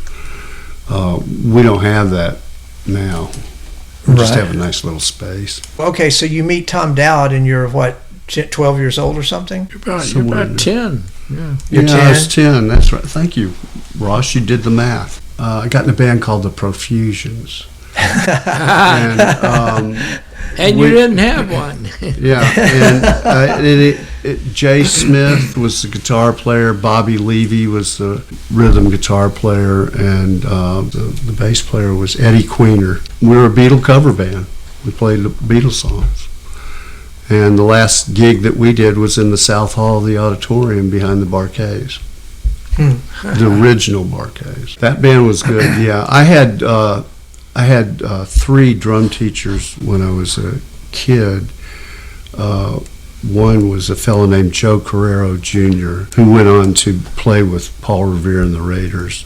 He's on the Revolution album. He took the other guy's place. I don't remember what his name was. And Barry Johnson, who actually taught me how to play drums. Barry is Robert's uncle, Robert Johnson, the guitar player. In fact, after you and Jimmy stopped playing, Barry and John became the rhythm section. The rhythm section for that thing you and Chuck were doing. Yeah. That was your first choice. That was your... No, I was definitely. So I'm talking to 3 drummers here. It's bad news. Isn't it? Uh-oh, I don't know. Is that a bad omen? Yeah, after the Profusions, I had a unscheduled visit to L.A., and after that, my father thought it'd be best if I went to a boarding school. And I went to boarding school for 6 years. 6 years? Yeah. Ooh. How'd you feel about that? It was great. When I was a drummer the first year, and this is the 7th grade I was in, I was a drummer for the rock band for that first one. And then the next year, the bass player graduated, so I had a bass. I learned how to play bass. And then the next year, the guitar player graduated, and I had a guitar. I think everyone in Turnt is a multi-instrumentalist. Right, that's what I'm thinking. I think that's true. Except for Ross is waving it off down there. No, he plays guitar also. I started on guitar. Did you? I was told by my teacher that I had absolutely no musical talent whatsoever and to not come back.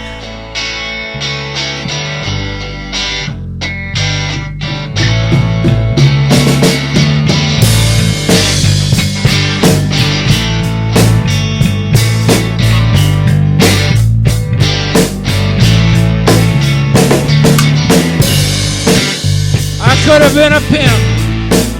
They tell me I had a talent for getting girls for other men. Maybe I couldn't get them for myself, but I could get them for other men. I never got paid for it, but it was just something I liked to do. A friend of mine tells me a story about 1981 when the Plimsolls played here, Memphis, Tennessee. They had a tour bus and everything. They played someplace called the Antenna Club. And anyway, I knew this girl named Rowena. Yeah, Rowena. And Rowena was said to be semi-pro, that she would charge or sometimes just give it away. But anyway,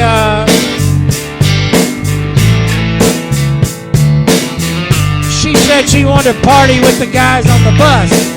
At least that's what my friend told me. I was in a blackout at the time. So he said that I took her on the bus and said, hey, you guys want to party with Rowena? And then years later, I became friends with Peter Case. Peter's a nice guy. He don't drink no more. And the last time I played with him a few years ago, I said, Peter, do you remember back in 1981, me pimping this girl named Rowena? You guys on the tour bus? He said, Ross, like you, I used to be in the blackout a whole lot of the time. So I can neither confirm nor deny However, I do remember talking to you, Ross.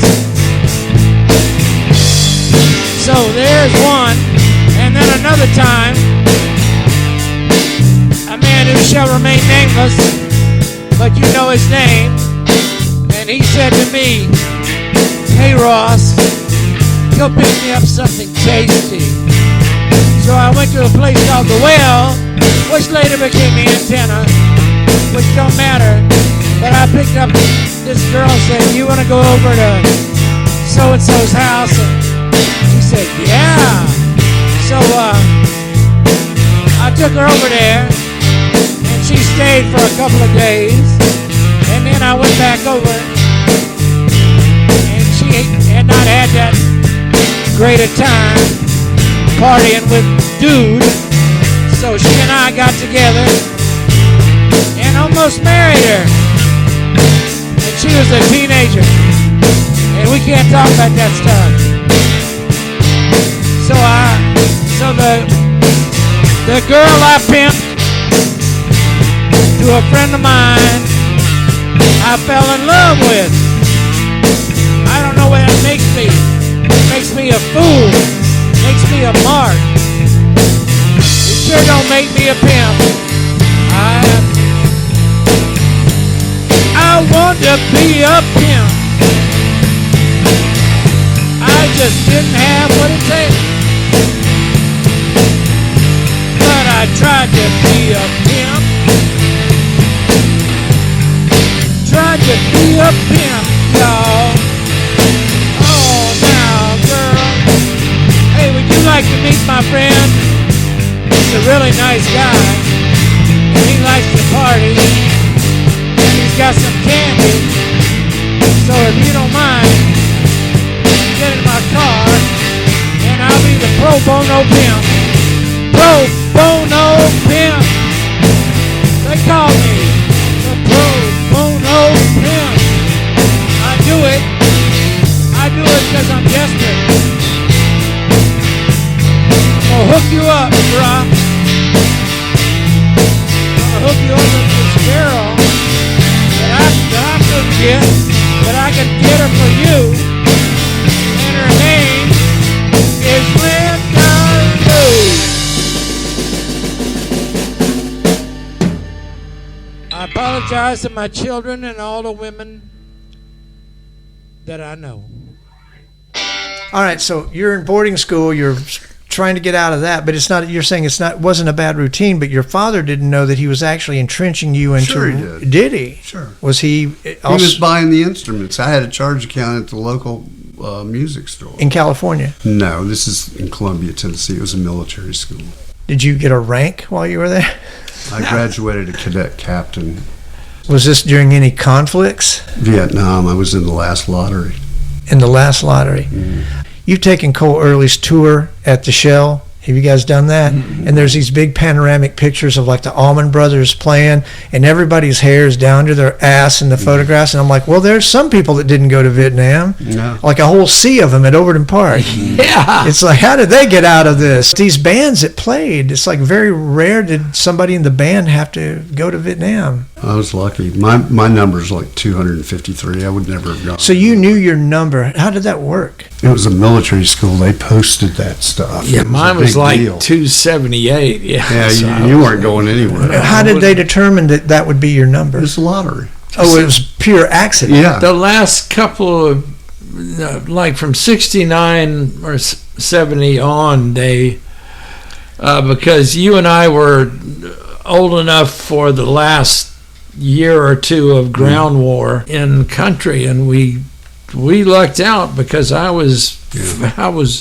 failing at Tiger High, and I thought it had something to do with class, which Well, goes back to Fortunate Son. And I everything tell you else. what, people who went to Central, East High, and White Station, MUS, and CBHS, very, very few people went to Vietnam, and that was class. So, Hans, how long was your hair at this point?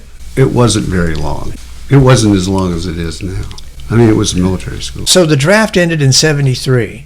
So everybody went collectively. I sure did. The last rock and roll record is Raw Power by the Stooges, and the first punk album is Raw Power by the Stooges. And of course, Aladdin Sane, that comes out in 73, and Ziggy produces Raw Power. It's a coincidental thing with the Draft ending. But 73, I think, is the trigger where that collective sigh is the beginning of punk. I was just listening mostly to Jeff Beck and those kind of guys. You were listening to virtuosos. Hey, AOR. I like Chicago. I still do. I like Blood, Sweat, and Tears. I like Torn Bands. I don't hate Terry Kath anymore. It's good he's dead. I think that it's, and actually it comes back to how small a city or whatever is that, and I was actually talking to Marcia Clifton Faulhaber about punk, about the Clits once, and she said that they went to go see, I think it was she and her sister and maybe Alex, to see the Stooges. And that was September 73. Yeah, and Lafayette's.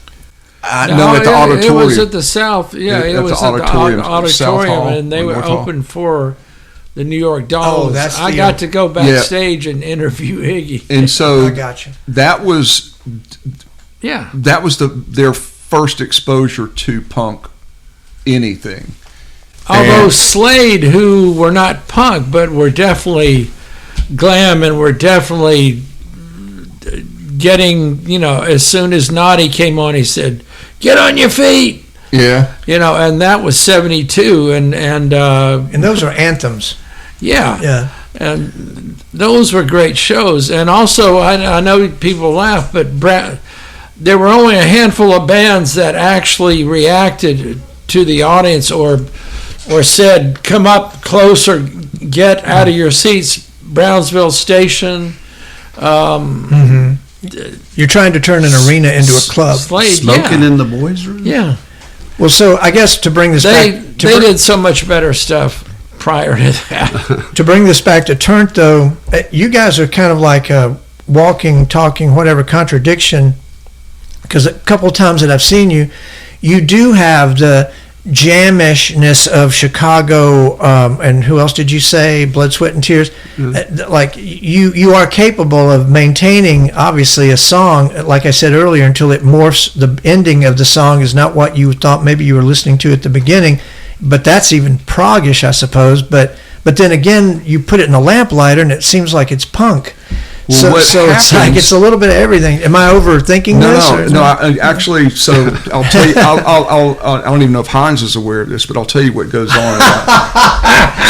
So generally, the way that we will start a work of music is Hines or one of the guitar players, and sometimes Chuck Vicious, but somebody will start doing something, some kind of a riff. Yeah. Yeah. And then we kind of fall into whatever happens, and this is where I really miss Jimmy Enck a lot in Turnt, is that I will purposefully start taking whatever is going on, and I may start playing a quarter note behind, even in a different key.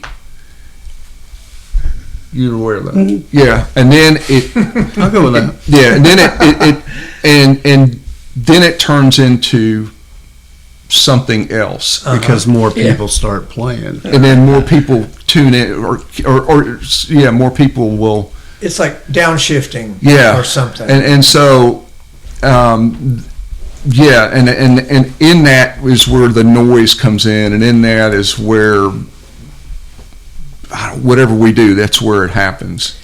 And then that's, well, I don't want to say the word jazz, but I mean, it's like free form or something. It's like you don't know what you're going to play when you get there. No, we don't. And I tell people all the time, it's the best part about... kind of like the podcast. My favorite thing about Turn is once you hear a mistake, we've replaced it with another one. All right, so Hans, give me a year here on when you get out of school and like you come back to Memphis, right? Well, How old are you? After prep school, I went to another military school. I went to architecture school. Okay. So Not in Memphis. No, I went from Columbia, Tennessee to Knoxville. Okay. You still can't get out of Tennessee. I had the opportunity. I didn't want to. You didn't want to. Okay. The opportunity would have been at the University of Cincinnati, but I decided to go to UT. I had an opportunity to get out of Mississippi, and I took it. You took it. I would Good idea. I would have good taken idea. that one.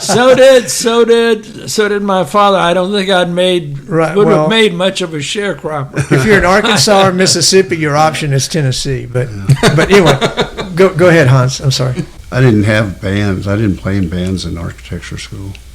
Yeah. I just listened to more music. Yeah. What year was this? More Jeff Beck. More Jeff Beck. Had you met Jeff Beck when he was in Memphis? No, I got a funny story about that, but we're not going to talk about that right now. Are we not? Nah. Yeah, why would we want to tell a funny story? Martian, my son, took me to see Jeff Beck play at the Ryman for my 60th birthday, maybe. After it was over, we went back, and we were standing at the back door across from Tootsie's, right? Mm-hmm. And my son was, knee-high, and he was a pretty precocious kid, and this guy would come out of the backstage door and walk through, and my son would say things to him, like, "When's he coming out?" And I'm thinking, and then after about 2 or 3 times, he gave him a pick. This pick belongs to Jeff Beck. I said, "Hey, cool, now we can leave." Now, he keeps pestering him, and the guy looks at Marcia and he goes, "Do you mind if I take him in, Mom?" So he takes my son in to meet Jeff Beck. And do you remember Shrek, where Donkey goes, "Pick me, pick me"? That was me. But I didn't get to go in. He did. And then I had a poster, a Jeff Beck poster. Does he get it signed to me? Fuck no. To William. Good luck, Jeff Beck.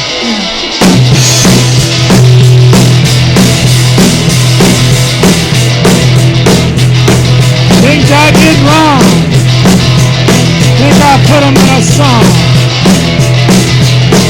It started a long time ago. When I was a little boy, I started stealing stuff, shoplifting. Felt good. Try to steal things, make money out of my mama's purse. And then it got worse. I became a liar. Always have been, always will be. Never told the truth, really, any of y'all.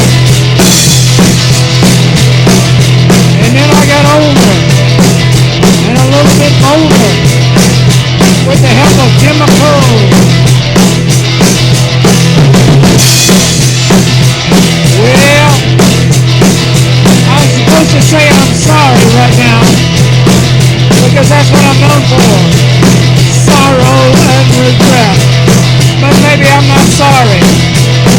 Maybe I'm one of those people who's not looking for forgiveness.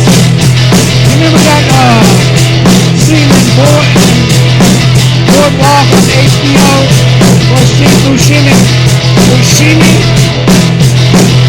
killed that dude? And he says, "I think you're mistaken me for somebody who wants to be forgiven."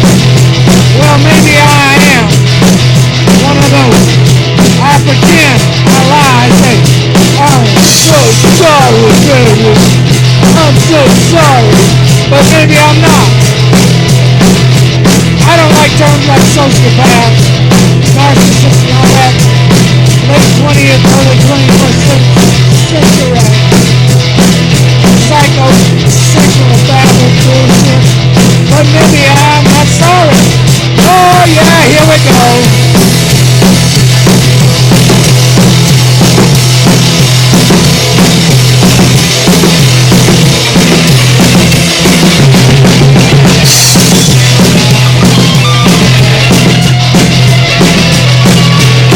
But maybe I am sorry.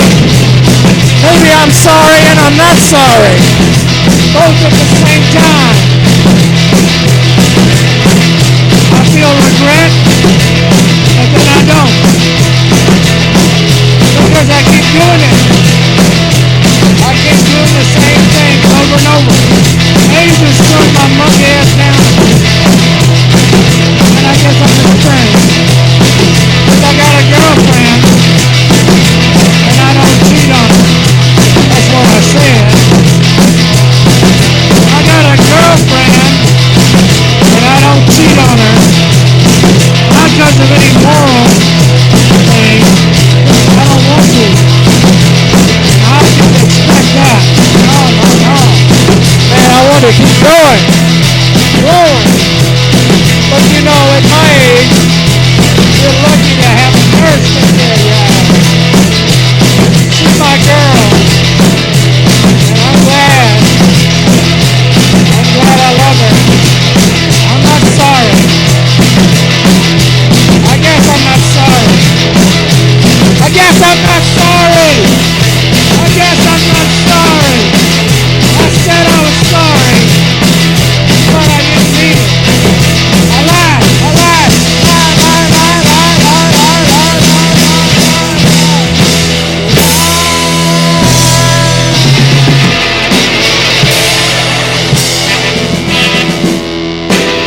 As the great Black Randy once sang, I tell lies every day. So, okay, Hans, I'm trying to figure out here, when does it occur to you, I need to play in a band. I need to build a recording studio. Well, when you met me, I was playing in a band called Martini Age. We played together at Proud Mary's. I don't even remember. Next to the New Daisy. Yeah. On Beale Street. It was some kind of benefit, amnesty benefit. I have the poster. Oh. Martini Age, Rockroaches. That's how we met you to do the recordings for us. Because I was trying to think, how did we meet you? Yeah. At Proud Mary's? 92. Proud Mary's was a smaller room. No, I worked at the New Daisy. Did you? And Proud Mary's. So you knew James Manning? Very well. Very well, yeah. Super well. I could... A lot of he loved us for some reason. I don't know. Y'all were a good band. We were okay. I think if we'd have, I don't know what we needed. But yeah, we didn't keep at it. So many distractions and things happening. Yeah. But yeah, so okay, Martini Age. How did the Martini Age happen? My brother met these guys, and he told me they needed a bass player, and he was the drummer. So I became their bass player. And at this point, you were good at playing anything. Well, I don't know about good at playing anything. Bill says you were. I was adequate for that band. Right. Where did the name come from? I told them when they named that band, I told them, don't name it after alcohol or drugs.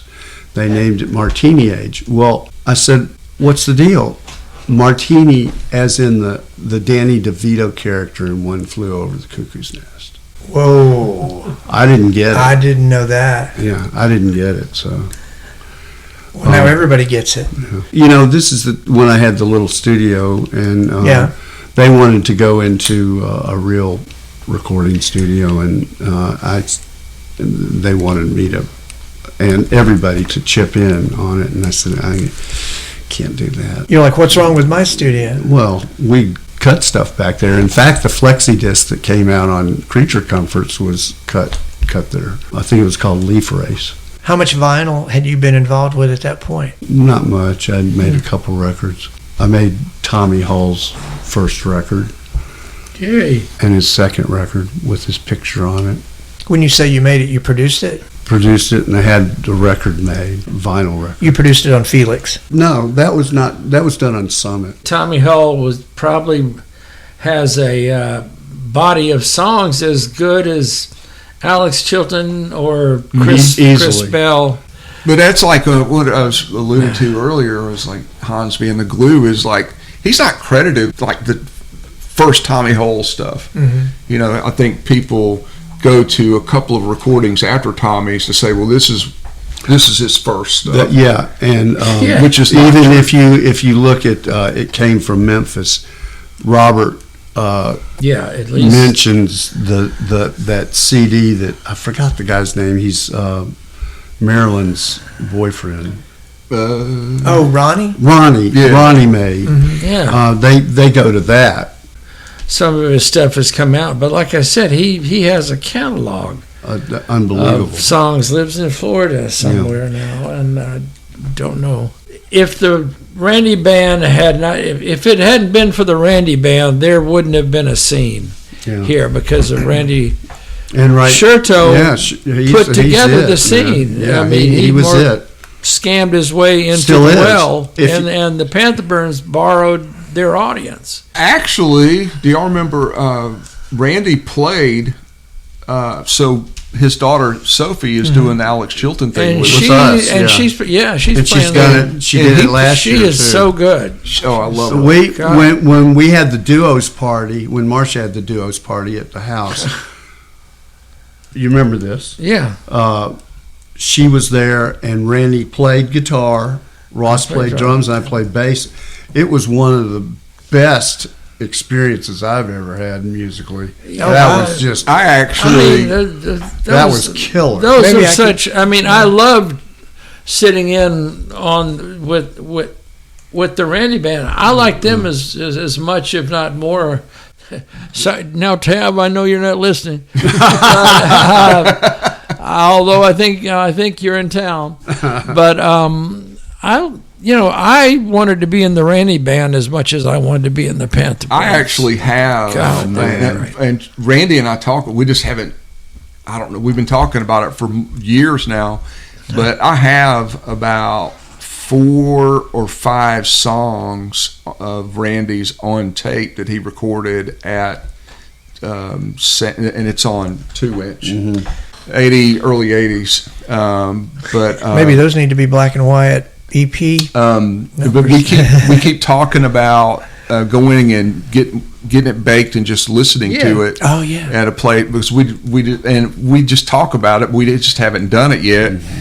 Dave, what is Dave, the guitar player that left here, is out in the desert now? Dave Catching, who was probably David the Catching. most successful Memphis musician. Yeah, Randy says. David Catching plays guitar on it, and I don't know who. I know it's. Was he in the Marylands also? Probably so. He was. He said, that's what we all were. No,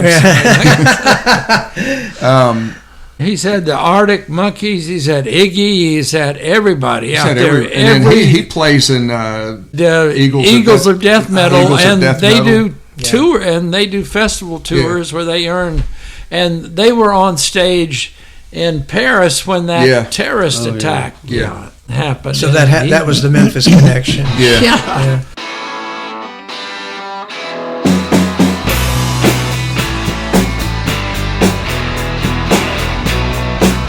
And the name of this song is If You Don't Wanna, We're Not Gonna.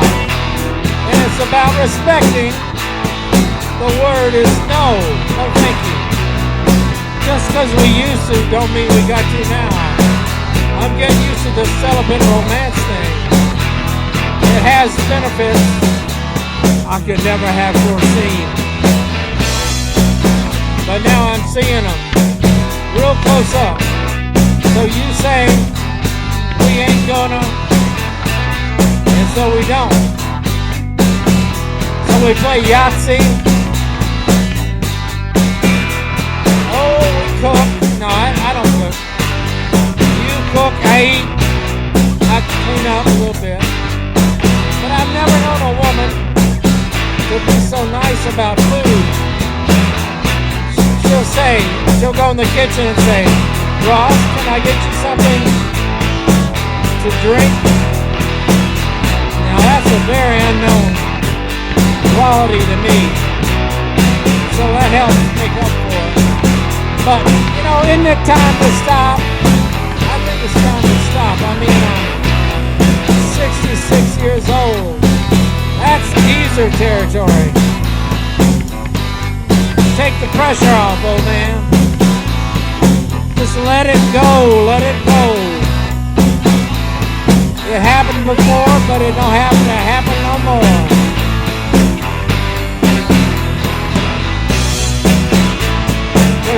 don't wanna, we ain't gonna.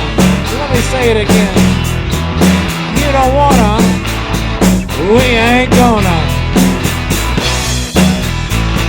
I still love you, but then who don't I still love? What woman don't I still love? And what woman don't still hate me? It's a gift. If you don't wanna, then we ain't gonna. Oh yeah, oh now, forevermore, nevermore, never, never, never, never, nevermore. More, more, more, more, more, more, more, more. You don't wanna, we ain't gonna anymore.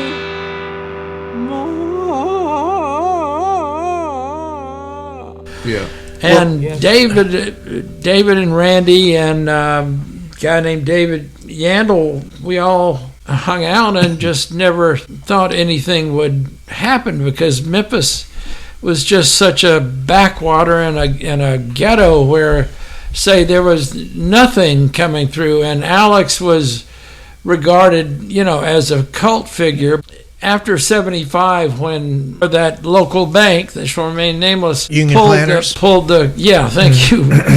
the credit line on Stax, and then everything just tumbled except for Willie Mitchell. And then Al Green stopped. He said, "I think I can make more money with the Lord." What I remember is that all the industry moved to Nashville back then. Moved to Nashville. You're right. The studios were still going, and then that's where the weird shit was going on. And Sam Phillips and Ardent, and I mean, those places were like nightclubs at night. Chilton and I would drink at the Blue Monkey till 3, and then go over and just knock on the door. On the side door, you could go in and record. You could go in and do and other things too. Yeah, whatever. Yeah. Alcohol, drugs, and sex really were primary. At least I'm looking at for Hans. what I saw. I'm looking at Hans. I didn't participate. I wasn't here. Well, I heard about it. I always get a read telegram. about it in Reader's Digest. That's right. What this seems to have happened 3 months ago, and I read the Reader's Digest version. But okay, back to Hans. Hans, Boom. how did you come up with the idea to build your studio behind your house on Felix? I assume that was your first studio.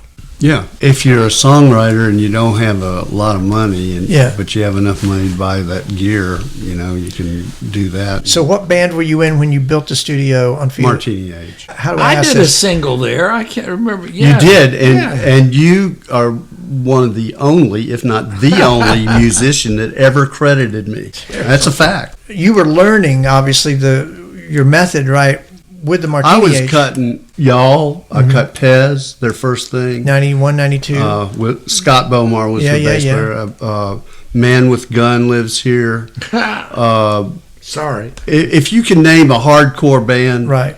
I probably It was cut like 'em. cross genres Yeah. for Memphis But mostly music. hardcore. I can vividly recall sitting in the control room and With earplugs in. yeah, well, no, with a band in playing out there, and I could turn the volume down and hear it just as good as if I turned the volume up.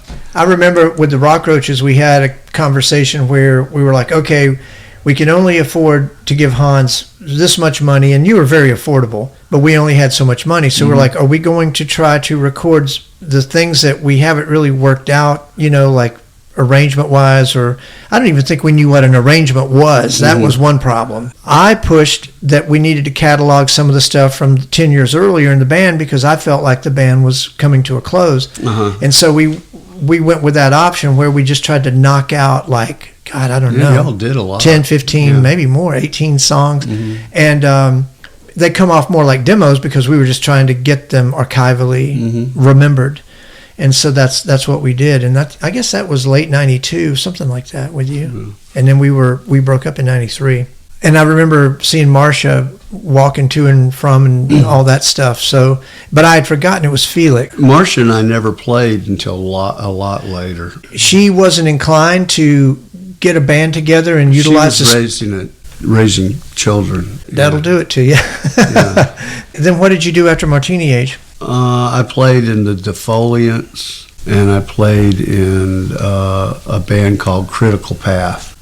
I was in Critical Path for 11 years. It was a bluegrass, old-timey and folk band.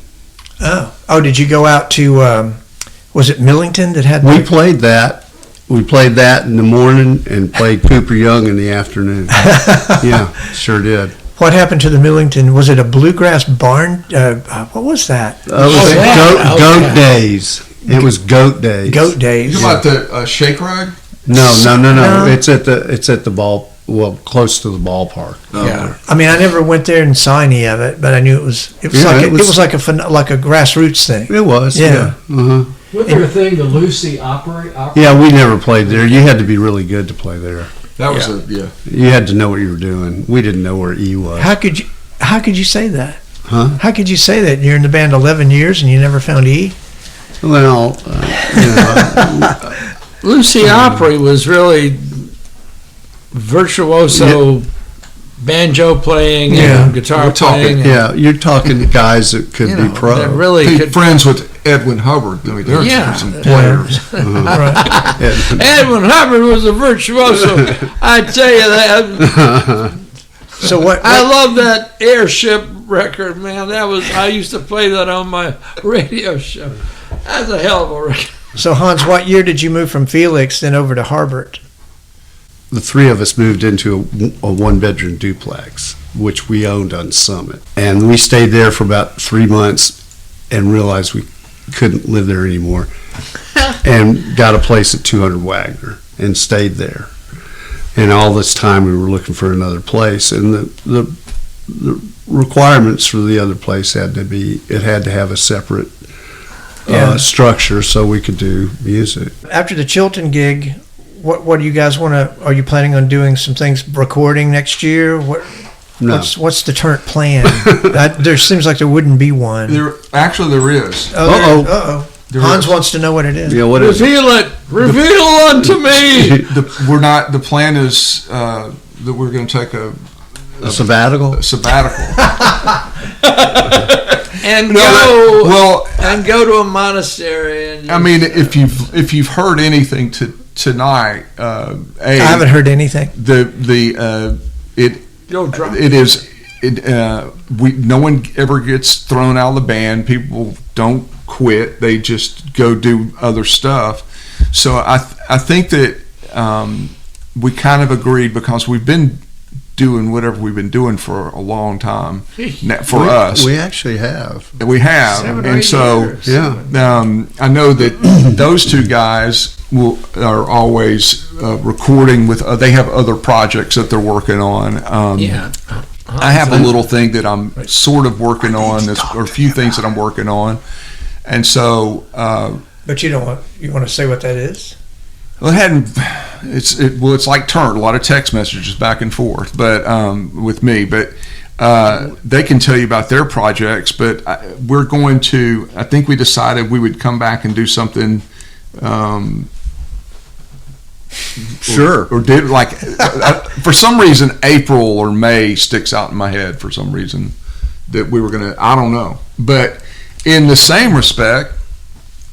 And I'm not speaking for the band, but just how it seems to operate is that Chuck may send us a text in January and say, I got an opening on the 20th. Hey, I have an opening with a band that's coming in from out of town. Do you guys want to play? And if two of the four originals say yes, then Turnt will show up.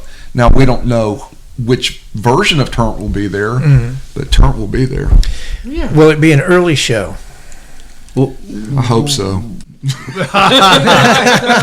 Memphis used to be such a late night town when it came to music. We wouldn't get on stage till 2 a.m. It still is, but we had gotten older. Yeah. So there are people who are still getting on stage at midnight. It's just not us.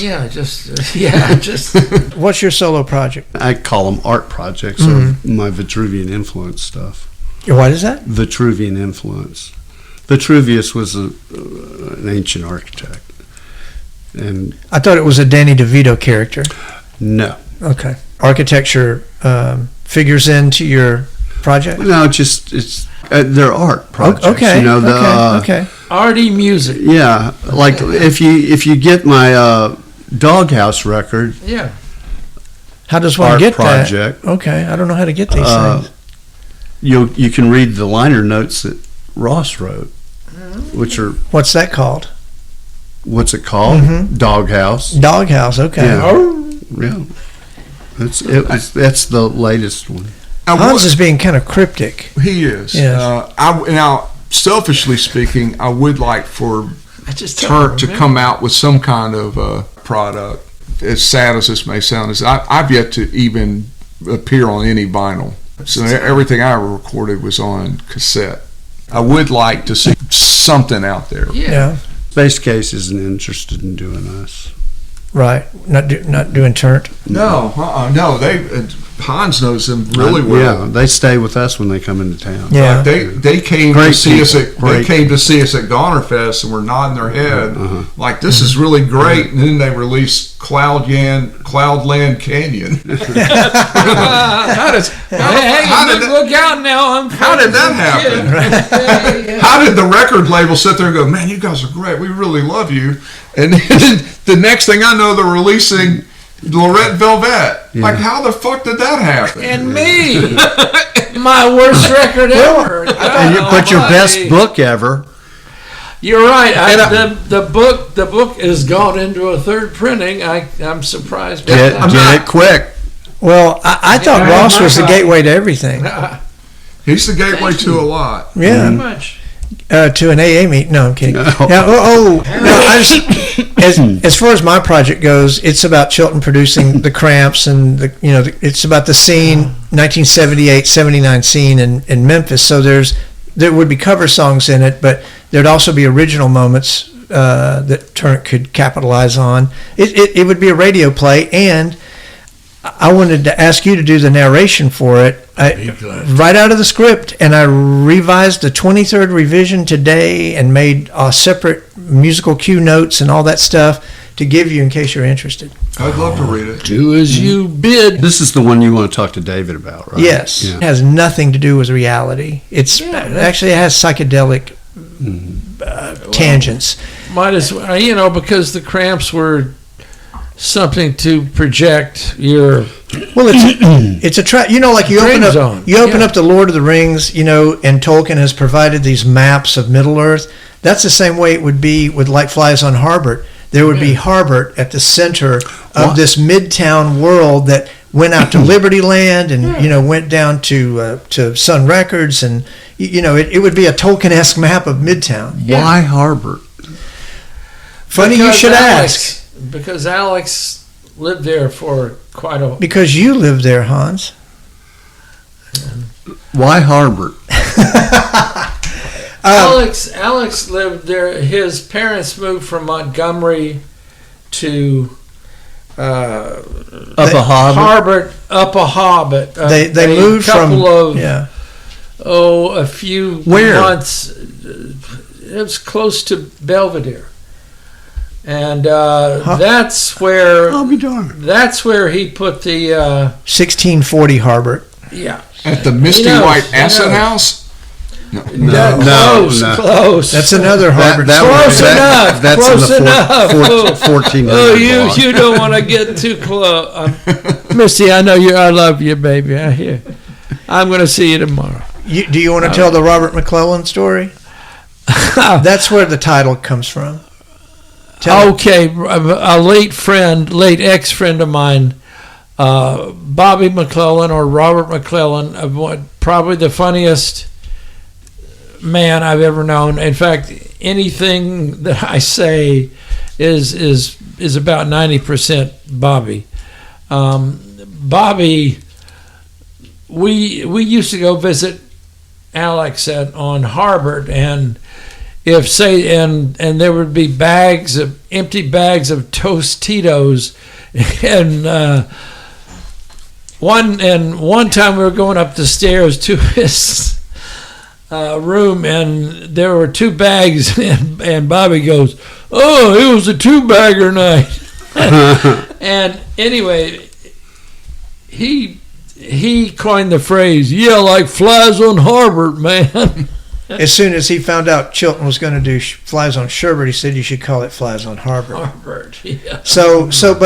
But the more the connectivity is, when this is all based on what you said, Ross. Everything. I say a lot of things. Well, and I record them on my phone, and then I slowly fiction. Seep into the. Well, exactly. It's a fan fiction, but Ivy and Lux stayed on Harbert with Chilton's parents. And Brian and Nick did, and Brian really got along with Mary Chilton. They used to get up to and have coffee and cigarettes together, Brian and Mary. And if say one can imagine that, that's really Adam's Family Beyond. Then you've got the Cramps doing "I'm a Human Fly," and you've got Chilton doing "Like Flies on Sherbert." And you've got Ross being the fly on the wall, and it all comes down to "Like Flies on Harbert." Okay. So, and then it entails this cast of fun-loving post-Elvis death, characters, the Klitz and Chris Bell and Chilton and Ross and all that. And What year? I make a Dazed and Confused out of it. 78. 78. Which I think is a fantastic. Well, not fantastic. It's also a sad year because of Bell's death. Well, things really didn't get started till 78. Although Gail, Eric Hill, and Matt Diana and I had a little bedroom group called the Malverns, which we did one night on a cassette, and there was a cassette tape that Gail has that Gail wanted, and I got in touch with Matt, and it's just skronky noise, but the first real band that performed was the Klitz.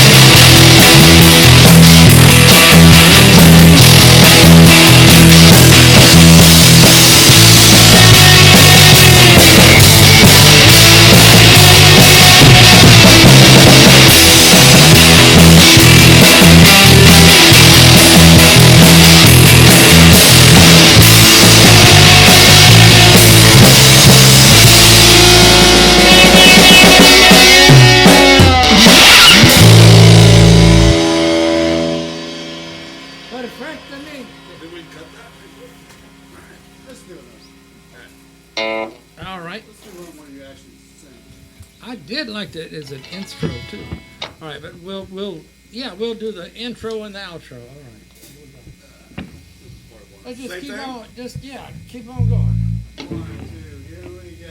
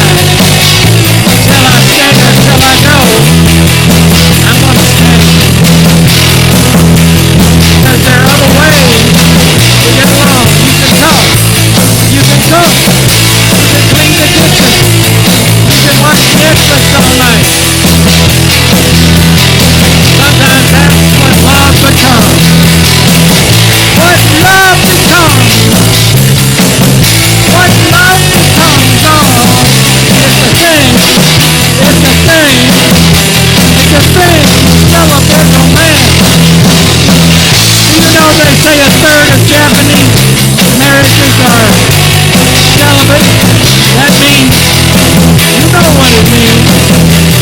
Ain't nothing happening. But then the Japanese are kind of, you know, frank. Apologies to my Japanese fans out there. I know I don't got none. Well, here we go. Let's play a little bit.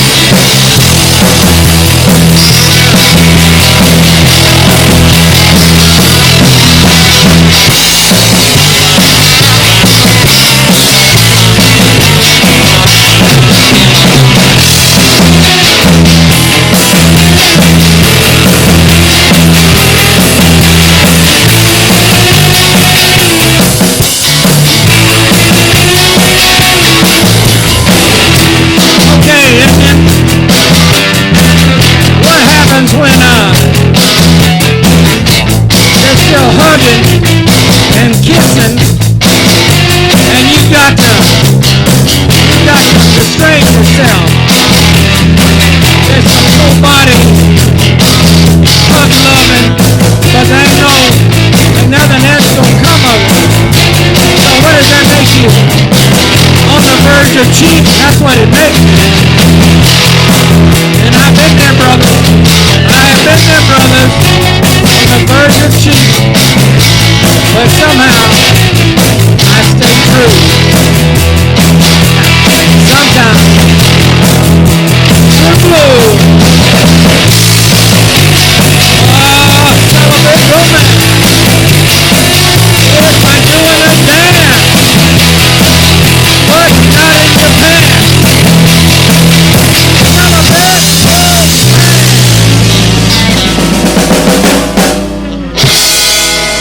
So, are you saying the Malverns predates the Clits? Yeah, by a few months, yeah. the 78, November 77, I'd say, yeah. 78 is on the heels of like one of the most dramatic things that ever happened in Memphis back in 77, the UFOs. When the UFOs came to Memphis. I don't remember. The German band? No. Were you, Michael Schlinker? No.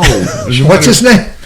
Did you live in Memphis in Schlinker. 1977? Yeah. Yeah, that's when like one of the most documented UFO occurrences happened in Memphis. Huh. Is this a band or is this a No? When the phenomenon? The phenomenon. UFO was a band. It was. It was. But the Officer Todd, he was out at Pine Hill and saw a UFO. Wow. Y'all Okay. don't know about this? It was huge. No, I don't. Well, I didn't live here. I was here. still in Knoxville at the time. I was in 7th grade. Well, it was the talk. The first time I heard about Memphis, really was when Elvis died. And, you know, when John Chancellor's telling you something, you listen. Oh, yeah. Yeah. And we had to get it from Mason Granger in Memphis. But is the UFO sighting before the death of Elvis or after? Yeah, it was in May. Oh, okay. It was in May. Well, that's when Star Wars was released in Yeah, May so- 77. It was. You think I think I do Lucas remember some. Yeah, and it was Spielberg had something. It was to a do with police. Close Encounters It was is a police. It was the next year. It was A killed. I mean, it seems like that the press scimitar and the commercial appeal picked it up real quick and then killed it. They may have. It was. It was a big story though. And local Documented. stations It was a too. police Everything officer got that killed. he saw it. Say in the morning, and then some police officers in another part of the city saw it, and then all these phones started going off throughout West Tennessee. And now he lives in Bolivar. No, he owned. If he's still alive, he owned I wish I lived in he owned an Baltimore. antique store over on Summer. Baldwin always gets a laugh. He what now? He owned Todd's Oh, I love Antiques. that antique store mall. Not Todd's that one. Todd's Antiques over on Summer. That was him. What'd you say about the policeman that died? No, Oh, okay. I'm trying. policemen don't die; they just stop serving. Jeez.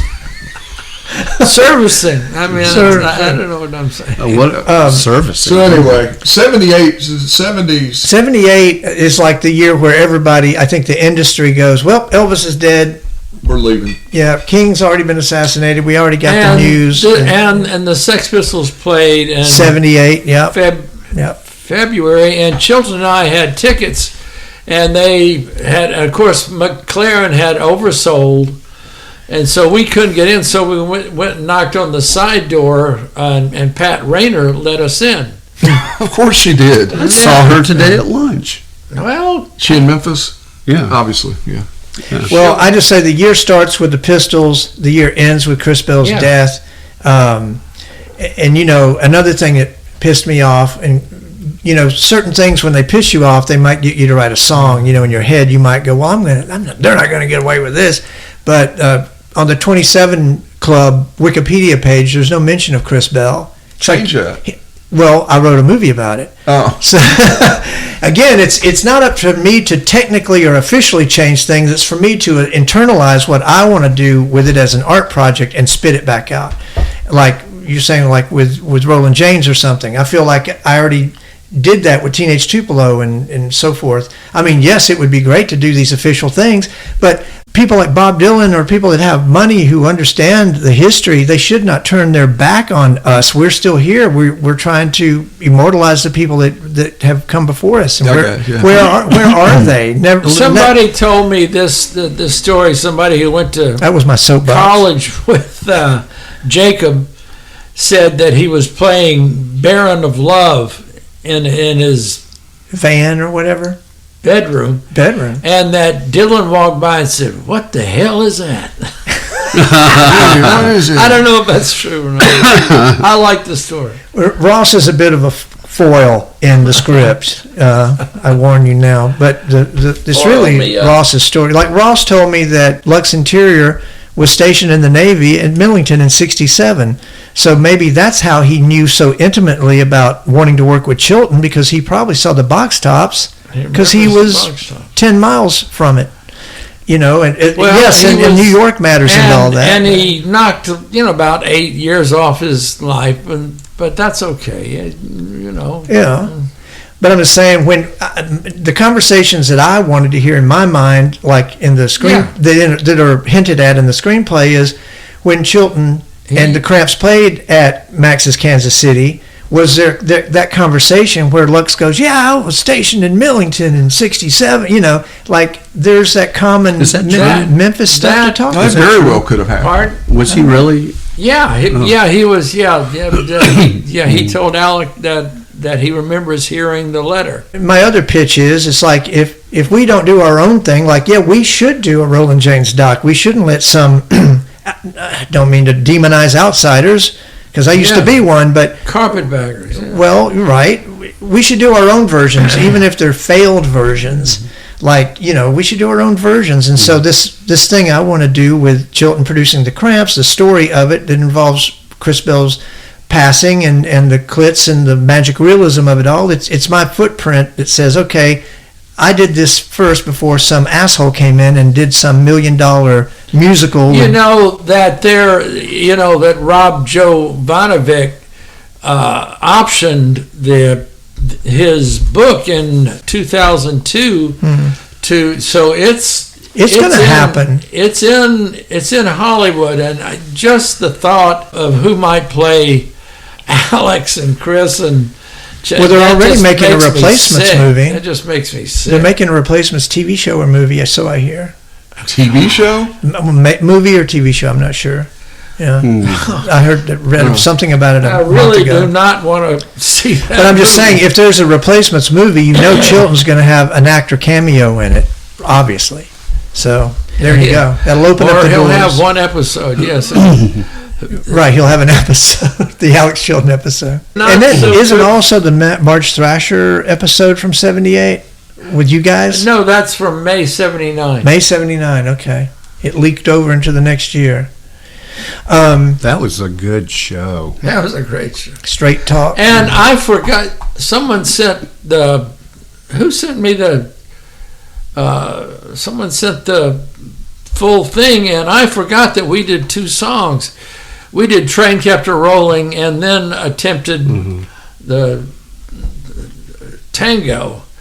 And so Marge was, And at the end of the show, she was just, I mean, she's a big woman, and she could have thrown any one of us just over. I mean, I was a lot skinnier then.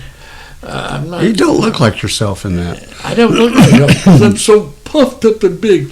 But everyone in the station, radio station, from the front desk, everything, she was having the hissy of mother of all hissy fits. And so we all hustled our gear out of there as fast as we could. I picked up Chilton, and he and I just threw the stuff in because we thought we were going to be physically attacked or the police call or something. She was mad, raving out of her mind. Professional wrestling in that building back then. It was violent. She could have been one of the wrestlers. The Thrasher. Yeah. The Marge. She was large Marge. But here's what blows my mind about that. If Sam Phillips, I guess, picked her to be on WHER, the all-female radio station, wouldn't she have been cool? No, she would have been available. Wouldn't she have been hip? Did Sam do that? Or did Becky do that? She just maybe. She just was available. Well, Becky hired people for WHER? Yeah, I think she might have had some. I never thought of that. Sam's first love, as everybody knows, was radio. And that's why it didn't tear him up to sell EP's contract for what, 34 or 38 grand? 35. He grand. owed Elvis $5 in back royalties.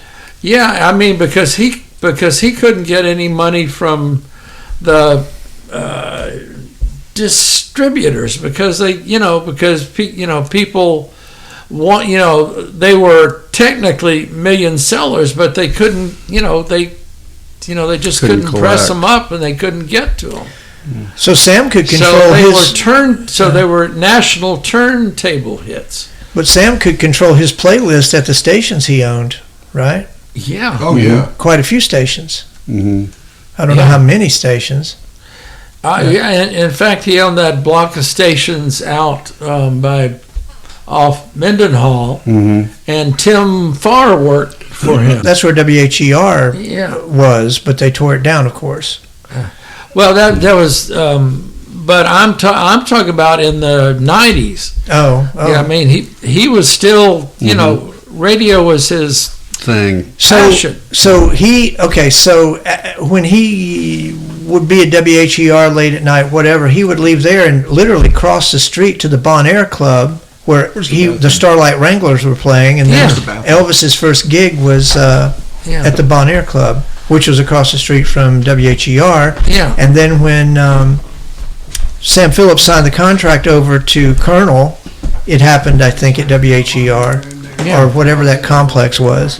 When I was a boy, I was visiting from Little Rock, but I sort of grew up halfway here and halfway in Little Rock. And my mother took me in to see the lady. Look, there are lady disc jockeys there, and I thought, what?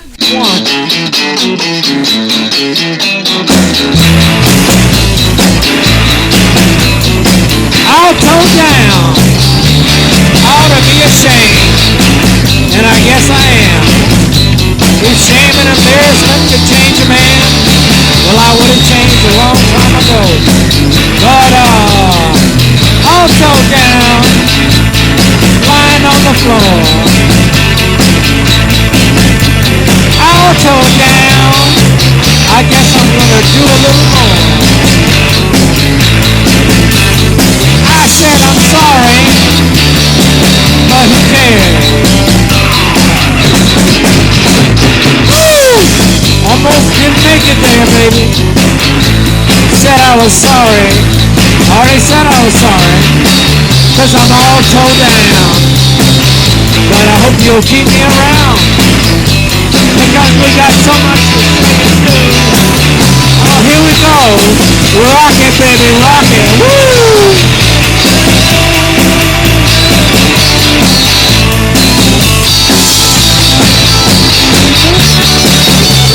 Oh, yeah, now. It's getting good to me now. Oh yeah. Well, all told down. When am I gonna stop? Am I ever gonna get right? Well, yeah, I mean, I got right the other night. A little too right. But I'm all told down. But I'm gonna stick around. Here we go again.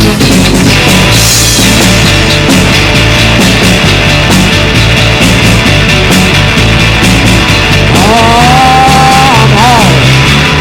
all told down. Gotta say, I've been around.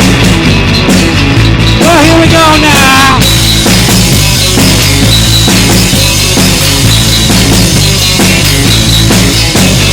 All told down. Second time around. I did my worst, and I'll be the first to admit I'm wrong. I know I'm wrong, and you know I'm wrong. So what else we got to say? I already said I was sorry, but right now I'm gonna say this. I'm all told down.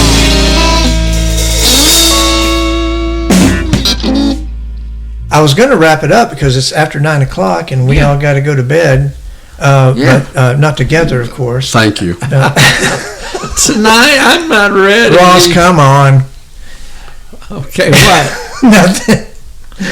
Well, I am ready. I'm getting a little giddy. I brought my pills. I was going to wrap it up, but then Bill went to the bathroom. So, what's he doing in there, by the way? Who knows? Don't want to know. Checking for UFOs. Man. Don't you laugh. Identified floating objects? Looking at elliptical extrusions. You ought to be an entertainer. You know what I'm saying? Well, I appreciate you guys coming on. I didn't know what to expect, and I still don't, actually. And I don't either. I've got to make sense of this in the edit. Dennis, you've been awful quiet tonight. I really enjoyed the whole thing. Did you now? The levels are all, I think they're levels. It's going to be a new level, so to speak. Yeah, I've been riding the game, you know. Level on the leveling. Dennis has his career in radio, you know.